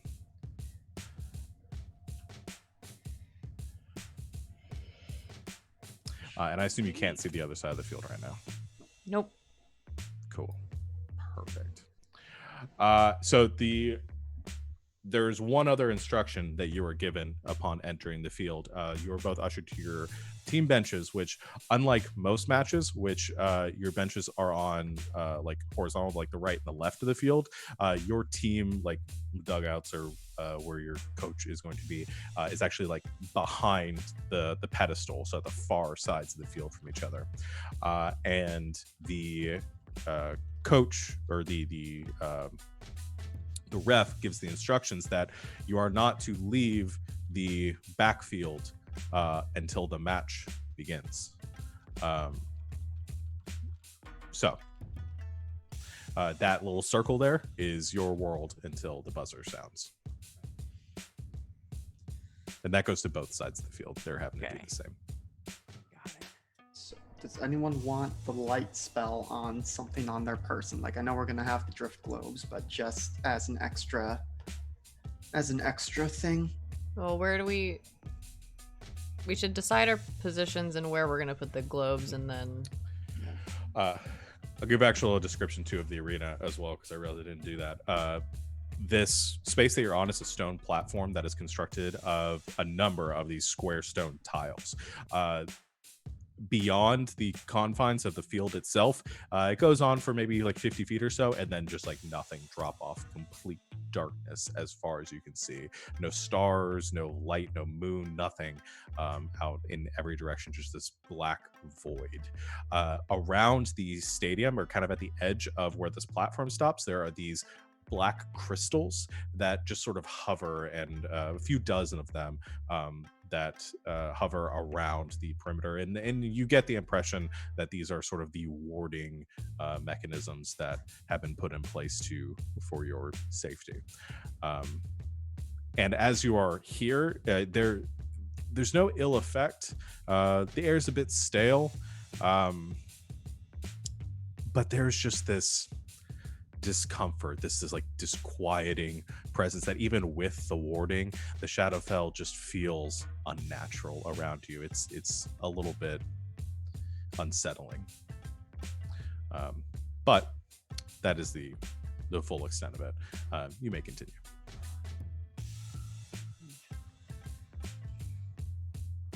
Torn between. I'm thinking Trophy might be good as an infiltrator because I'll be able to see everything once I pop over to their side. Yeah. Who didn't have dark vision? Was it just Alessa and Stranger? I don't think Ace. Ace does And either. Ace. Oh, okay. Yes, that's correct. So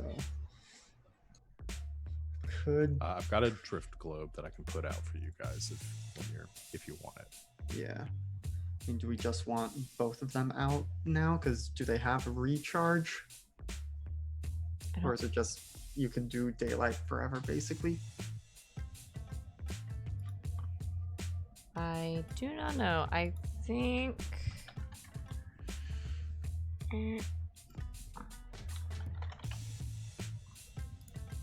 Daylight is once until the next dawn, it looks like. It lasts for an hour, though. The spell does. So if it just lets you cast the spell, then we have it for an hour. That should be fine then. Unless they learn the command word and turn it off, because then we can't do the daylight one again. Yeah, but if we're way over here on the opposite side of the barrier Mm-hmm. and we're really quiet.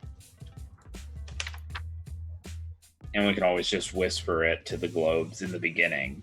Mm-hmm. So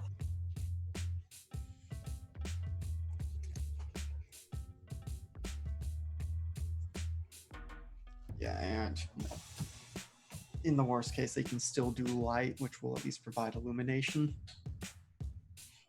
So how much light are they going to have? Because right now I have the drift globe set for 60 feet for the daylight spell, or the 120 feet for the daylight spell. Yeah, which is what I think we're going to want to do, and just hope that they stay up the whole time. You want to do both of them? One drift globe almost covers the entire. Yeah, the one drift globe covers almost the entire Yeah, thing. but the potential issues if we have one on Alessa for when we get the Thunderball and go to score, goes over, gonna leave our side in darkness.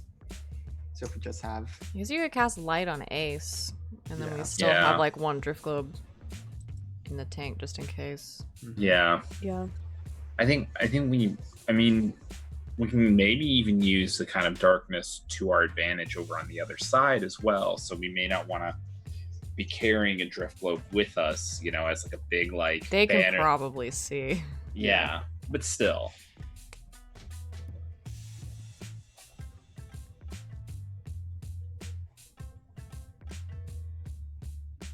I'm gonna stay on defense. Yeah, I'm also gonna stay defense. Okay. Now we'll see what. I'll strike. I think Tugless will be a strike for this time.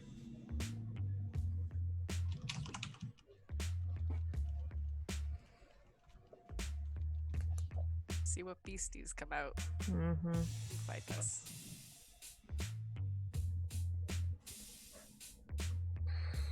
Okay. All right. So I guess I'll take the globe then. Yeah. Do we want Ace as an infiltrator? Because if he's gonna have light on him, he could go over and swoop, but he's gonna have to get pretty close to be able to see things over there. Yeah. So maybe we keep him Maybe it. Defense? Do 3 Yeah. defenders.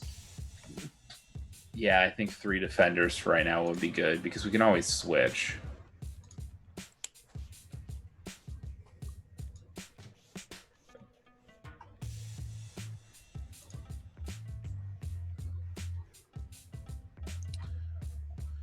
All right. Do you have your positions? Trophy's going to be towards the front of the backfield because Okay. got Yeah, little you legs. guys Mm-hmm. do have to stay in the circle. Can you put Oh, the okay. globe on me? Can it go with me? I can probably set it for you to control. Hold on. All players. There you go. You should be able to move it now. Nice. Okay. Anything else? Are we putting light on Ace? I think probably just to be safe. Yeah. Let's probably put it on like one of his tail feathers or something. What is the radius on light? Let me go ahead and cast it. So 20 foot bright, 20 foot dim. So 40 feet. Okay. All right. All right. I've got that adjusted on him. Okay. We cannot see the set score round. Oh all yeah. that stuff. You can't see it. Nope. No, Mm-mm. It's in the dark. I can select it, Oh. but I can't see the. We We can't see can't see the boxes. scoreboard. You know what I Dream. could do? Never know what. Hold on. How I many can, points I can fix that. If I make You can see. Set. Ah, Yep. there we go. The scoreboards are affected by the dynamic lighting. That's Yeah. hilarious. That's kind of good. I didn't like think that. about that. Okay, you should be able to see everything. Yes. Okay. Just added Perfect. some more drift glow. They've got drift glows to show the scoreboard on the field. Oh man. Spectral glowing numbers. All right. So you prepare for the match. Oh man, I didn't actually do my read-in for this. I should go ahead and do that now, right? Yeah. Yeah. All right. We'll do that real quick. So as you are setting up, though you are not able to see the stadium, I think there's a little bit of a the announcer's voice begins to boom out in this otherworldly environment from one of the crystals here, and you hear the voice of Kirk Storm once again take over as the match is set to begin. Loyal Thunderball fans, it is my honor and privilege to present to you the semifinal match of this year's Grand Thunderball Invitational Tournament. Two teams, which need no introduction, stand poised to clash here today. The Ildar Prowlers and the Grey Coast Griffins. The Prowlers, a heavy favorite, stand a monolith in the Thunderball world. Time and time again, they have proven themselves an insurmountable obstacle in the way of up-and-coming teams. The team has made some considerable personnel changes this season, most notably being the recruitment of their new team captain, Sefi Oskrub. Sefi has proven to be a raging storm on the battlefield, tearing apart defenders and leaving teams bloody and broken in her wake. Sefi was recruited in a controversial move from the Colrock Reef Hunters between seasons.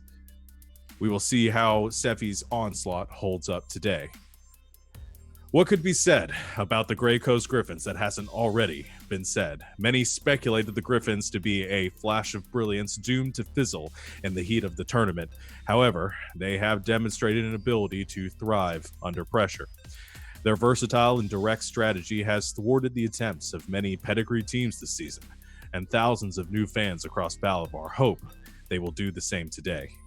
Both teams are set to brave the darkness, with only one team able to emerge into the light of the championship match.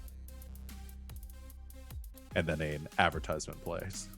If you're looking for a meal on the go that can satisfy an adventurer's appetite, Look for Xander's Street Meat on a corner near you. Xander's, the meat that can't be beat. Contains 10% rat. This map. Oh, almost went to the next one. And we are set to begin. The 1 minute prep time sets up, begins to count down. You have limited mobility here, but you can still cast spells or do anything else you might need to prepare. So, quick question before that.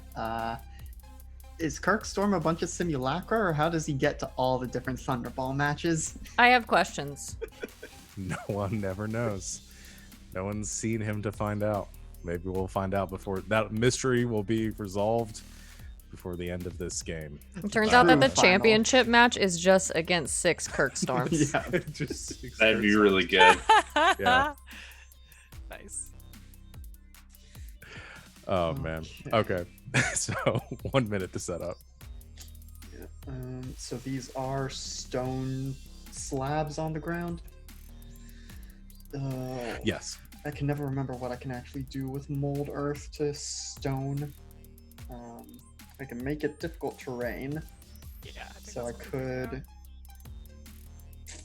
yeah, I could make a few of the tiles at the barrier difficult terrain and hope that they stumble over them.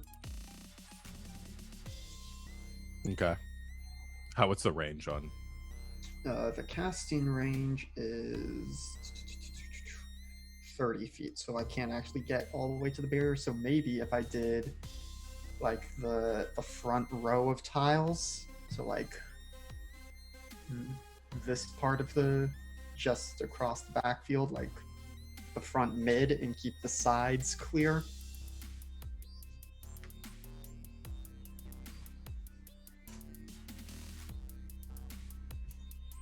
Yeah, you can just draw on the field where you want to put those. So you have a minute, so 10 That's kind castings. of where that squiggle is.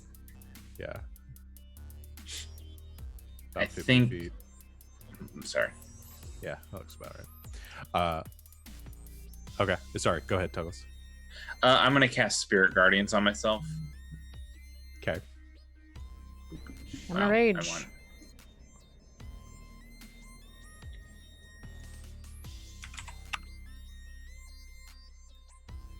All right. Sorry, one of these character sheets is really giving me a hard time. Bench 'em. Yeah. I will say that like having Ace's sheet up and Douglas's sheet up at the same time, there's a little bit of lag happening for me too. Yeah, I've got 6 sheets up. So Yeah. it's actually been okay. Our new router has helped a lot. It's just the formatting gives me a hard time. So, Treffy, you go and you begin to cast the molder, creating the difficult terrain directly in front of your pedestal here, hoping to give you some breathing room. Douglas casts Spirit Guardians in the last few seconds. Alessa rages. Anyone else doing anything? No? All right. The timer counts down. 5, 4, 3, 2, 1. The horn sounds and the match begins. From the darkness around you, you see the sparking of the arc light as it makes its way up the dome that is obfuscated by the darkness beyond it, but you get this brief shimmer as the electricity runs up it until it coalesces just in front of where you are all stationed right now. And as it comes crashing down, a form emerges. And where is my... there it is.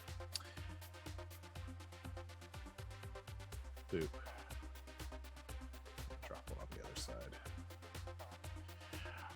On your side of the field, and presumably on the other, you see a creature emerge, humanoid in shape, looks like some sort of desiccated human body, the skin pulled tight around the face and the muscles sort of contort underneath, and extending out from where its arms would be, you see 5 of these well, arms that end with these piercing, almost needle-like hands, almost like a spider's legs coming out from its shoulders. Its glowing, sort of undead looking eyes staring out at you as it begins to shamble in your direction. I want to hit so it. let's roll initiative. 14. 14. Oh god, I have to figure out who's got the highest dexterity on their side. Yeah. I'll roll for Ashura. Rolls a 20. Okay. That's fine. So they will go first. I realize this is less exciting, so I'm gonna probably handle some of their turns like at the same time as yours, so you guys don't just sit around and waiting. But they are gonna have Yasa go first and take her turn.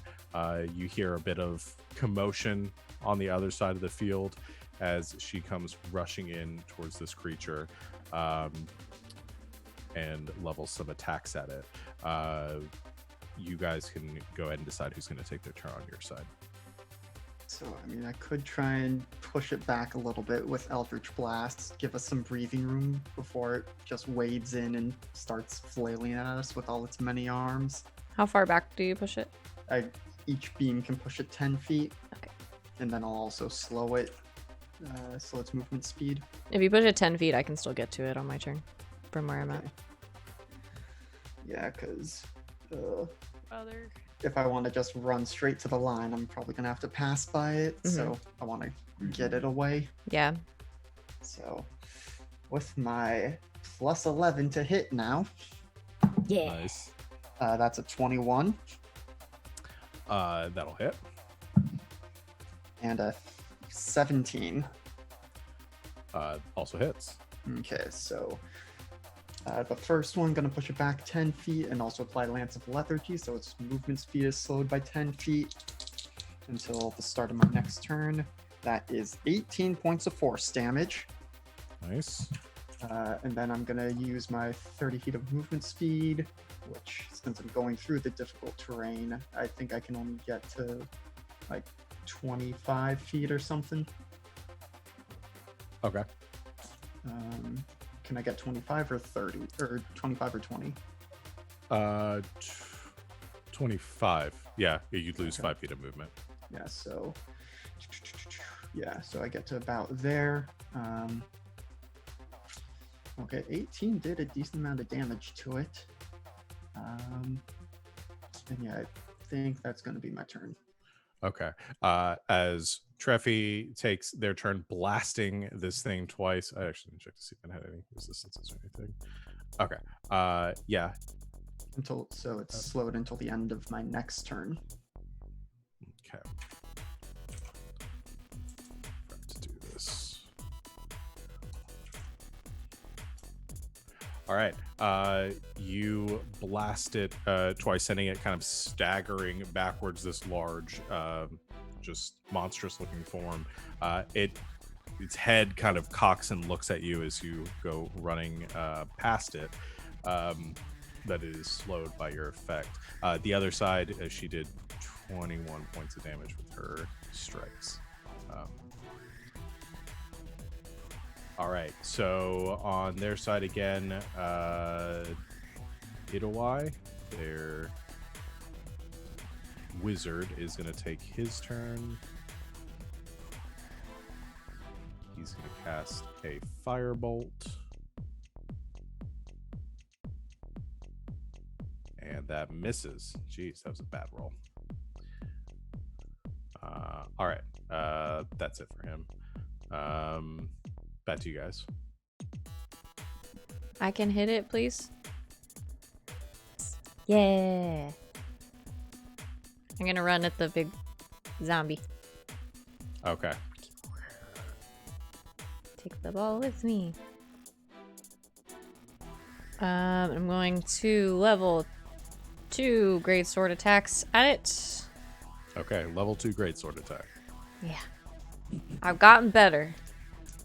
Reckless. All right.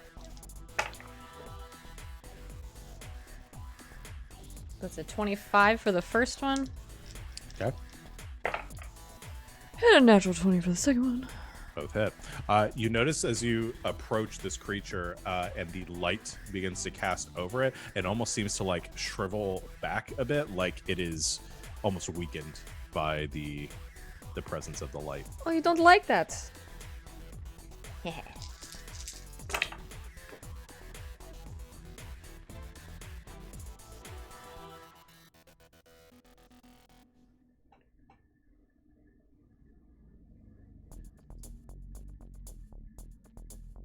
That's 37 points of slashing damage for those two.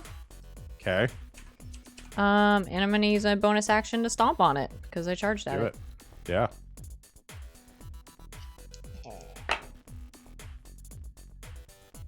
It's a 19. All right. Two 19 hits.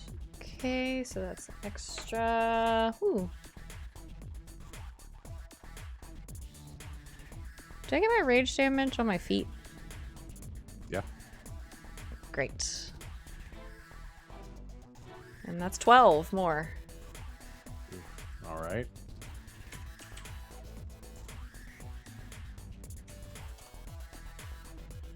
You hit it a lot and do a lot of damage to it as you sort of smash through the rib cage. You hear the cracking of bones underneath this, the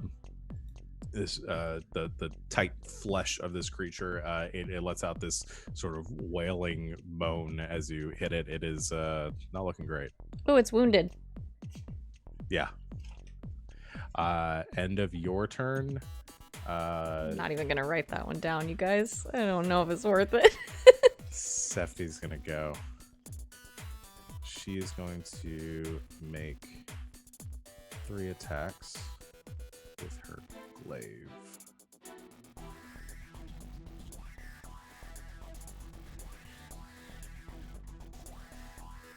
Uh, 23, 28, 20.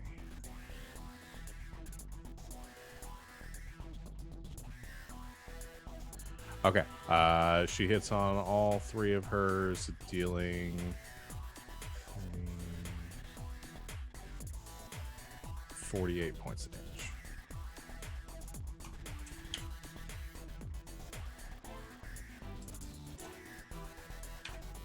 All right. That ends her turn. Back to y'all. Okay. I will shoot. And I always forget about this, but I have advantage on attacks against creatures who haven't acted yet. Oh, yeah. Yeah, so I guess I will probably don't need to. I'll bonus action Hunter's Mark to be safe, and then I'll Okay. shoot. Okay, 27 and 31. Both hit. Okay.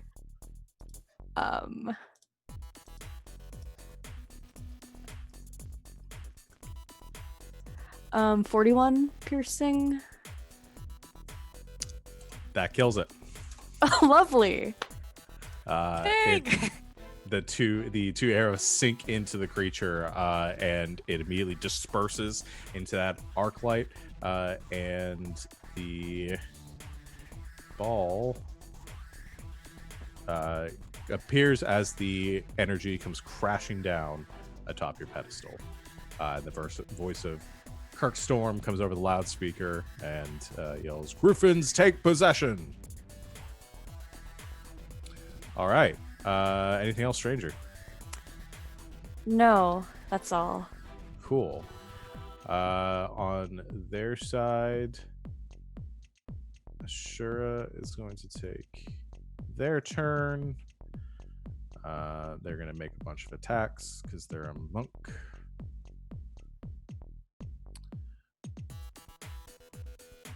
And all of them hit. For a total of 32 points of damage. Okay. That ends the turn on their side of the field. Back to y'all.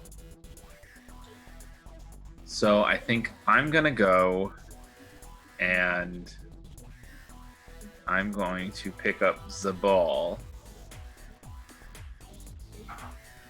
Okay. Yeah, so I'm gonna go pick it up, and with basically my movement speed, I can probably only get to the line, and that's about all I can really do. And I could throw it to Alessa. Yeah, you could do that. So Tossed over in the direction of Alessa. Yeah. yeah. Okay. So I'm gonna do that. I'm gonna huck it over there, and that's really gonna be it for my turn. I start juggling. Okay. I assume the drift sphere is hovering behind you, or you're actually holding on to the drift globe. Hovers. So don't you have to use an action to move it? Wasn't that a thing? Yeah. Or did I dream that? Yeah, you do. Well, Can no, I think have it it, like- follows you? If you move more than 60 feet, it follows until it is within 60 feet of you. Can I have it like strapped to my side? Yeah. Sure. Like a lantern. Sometimes I go more than 60 feet. That is true. I mean, I guess it could So- follow me 60 feet and then just kind of stop, but then it's just like out there. Hmm. Okay, but it is tied down to you. Yeah. Okay. All right. So Tuglas takes their turn, throws the ball. It is now on the ground near Alessa. On their side, who hasn't gone? Amesta, Arab. Yeah, I think Arab's gonna go there. All right, he's gonna take his turn. What are you guys doing on your side? And what are our defenders doing at this point? I'm just gonna move out of the circle. Hop over here.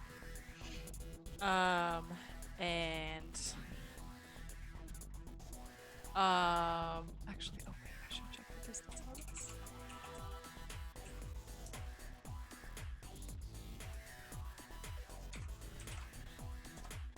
Oh, okay. Never mind. I'm just gonna move and get ready to hug a javelin if something comes over on our side. Okay.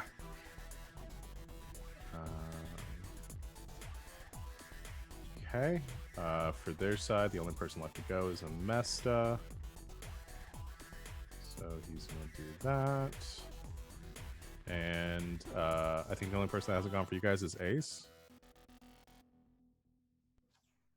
Yes, and I think with Ace, much in the same way with Ursa, I think he's gonna move out to about here.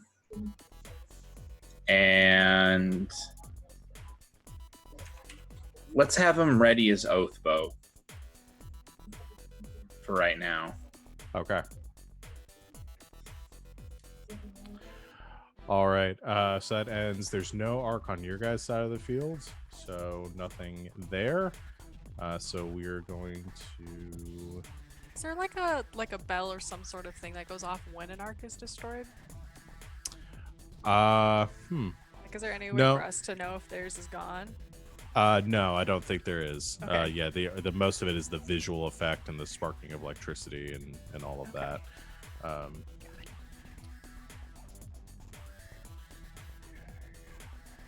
dealing with some stuff over here. Let's see. For our next round, should we maybe have Truffy hold an action to banish? Alessa picks up the ball, swings by, grabs Truffy, and then dashes over. Because then I can maybe banish any defenders they have on the pedestal. And then... Because otherwise it's going to take me until round 3 to get over at my own move speed. Do that. Wait, I already have the ball, right? You threw it to me? It's on the ground. Yeah, it'd be a free action to pick it up. Oh, okay. Yeah. All right.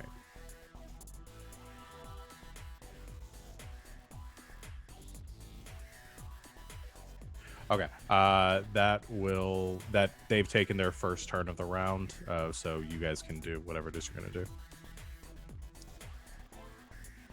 Okay, so I think first turn is Truffy is holding his action to cast Banish on any defenders they have once he's within range. Okay. All right, and you're staying there. I'll go ahead and move up my 30 feet, but I can't quite cross under my own speed. So Okay. make it a little bit easier so Leslie doesn't have to spend as much. Okay. As you cross onto this tile, you feel it lurch underneath you. I need you to make a dexterity saving throw. Okay. I have a bunch of like on the GM overlay. It's like Battleship. I've got a bunch of them outlined, and I'm like watching you guys, like watching you walk right up to that one. It's like, okay. Well, that's a natural 20 for 24. Nice. So you succeed on it as the tile actually falls out underneath you. You leap to the other side, and you keep from falling. As you look back, you just see an empty black void. Just nothing there, and it remains open like that. So I will just go ahead and move this to the. I found the first trap! Actually, no, move it to the map layer. Okay, so that one appears, and now but you're safe, and that is the end of your turn, Treffy. Yeah, holding my action to banish once I get over there. For their turn, Amesta's gonna go. He's got enough movement speed to cross right here, next to Treffy. Hi. And he's going to make some attacks as he draws his longbow. He sees Alessa with the ball. Is he at disadvantage because I'm right there? Unless he has something to counteract people in melee. Well, like his sheet's not coming up.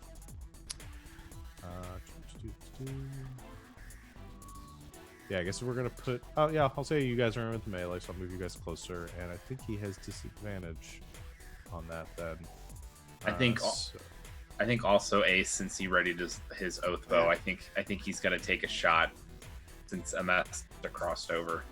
Okay.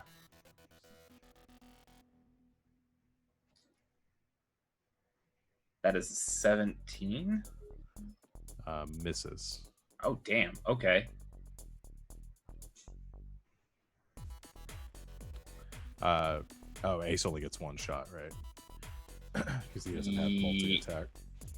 Yeah, no, he doesn't. He doesn't. He just has the one, I believe. Okay. Yeah. All right. Since he's here, I'm double checking a lot of things for centaurs that I'm trying to figure out. Okay. He's going to shoot at Treffy. You are within melee of him now.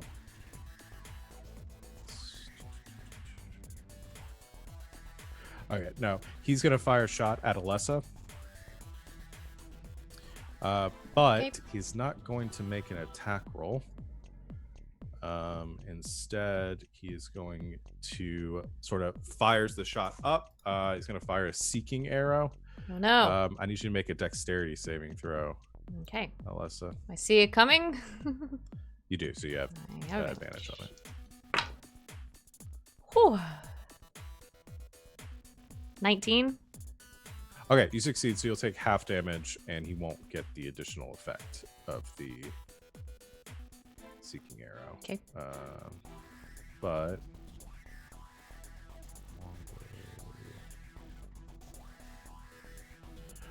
so that would have been 13 points reduced. Well, are you raging right now? Yep. Okay, so force damage is not reduced. No. All right, so you would take 3 points of force damage. Okay. and you would take 3 points of piercing damage, reduced to 1 point because you are raging. Okay. First blood.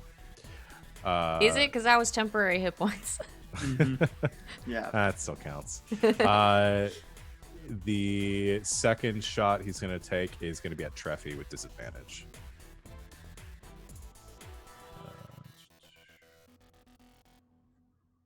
It's a 14. This is. Okay. And that's it for his turn.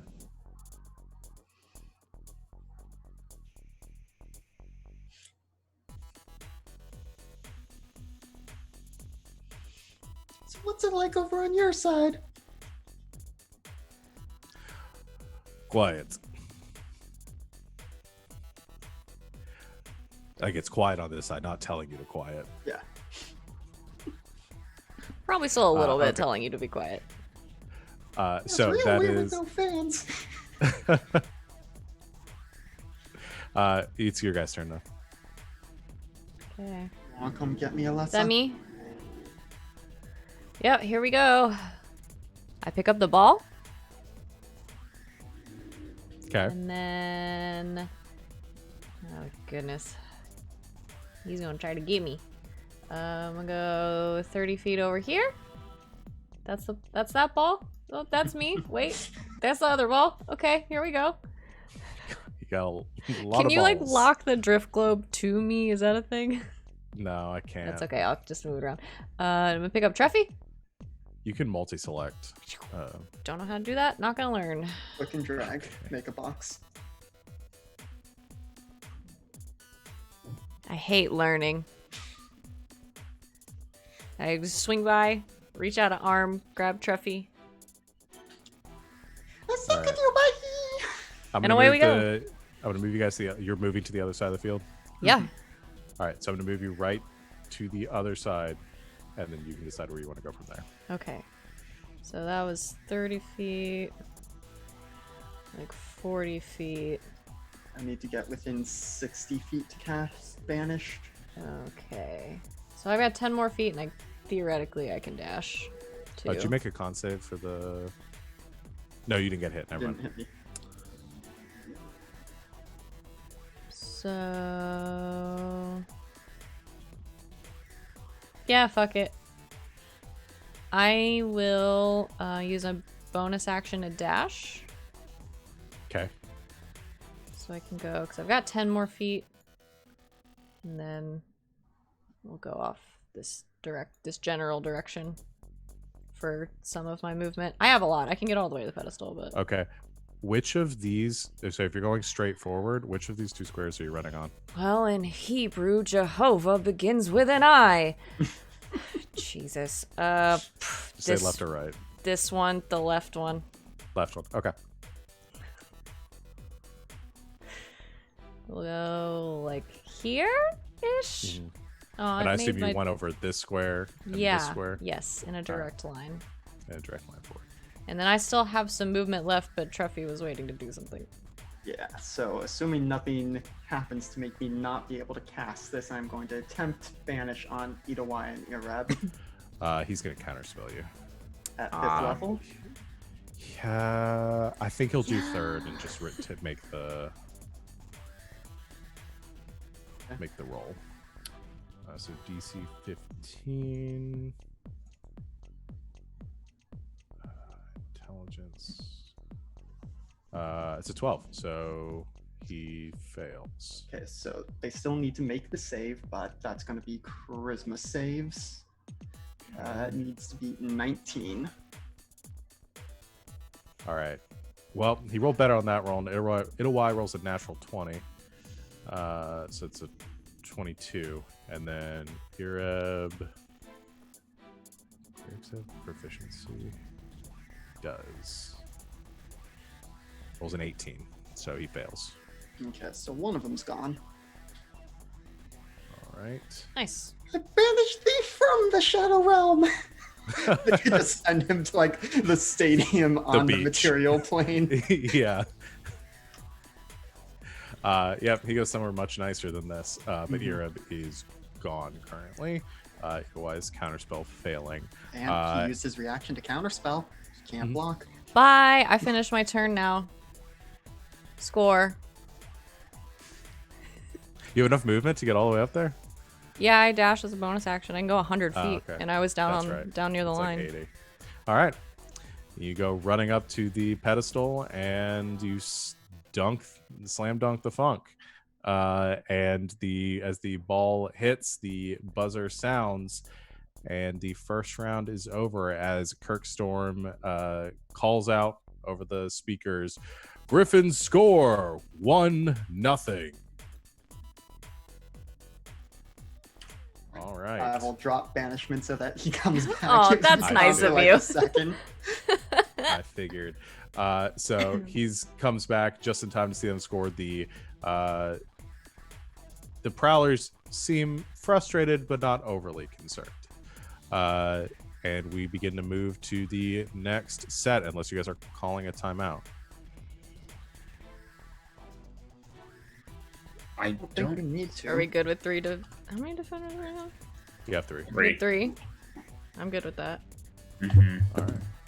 Does the square that Truffy ran over, Mhm. what does that stick around? I'm gonna tell you guys in a second. Oh, okay. So move back to your side of the field. Hey. We have to start back in the. Mhm. Okay. Yeah. As you are instructed by the refs to enter, to head back into the backfield there, you watch as that square that was in front of that Treffy had stood on closes once again, and then you watch as all of the squares sort of lift up slightly and then just sort of shuffle around in front of you and then Whoa. reset back down. Make Awesome. a perception Wait, check can we for try a to- shell game. Can we try to keep an eye on the tile? Sure.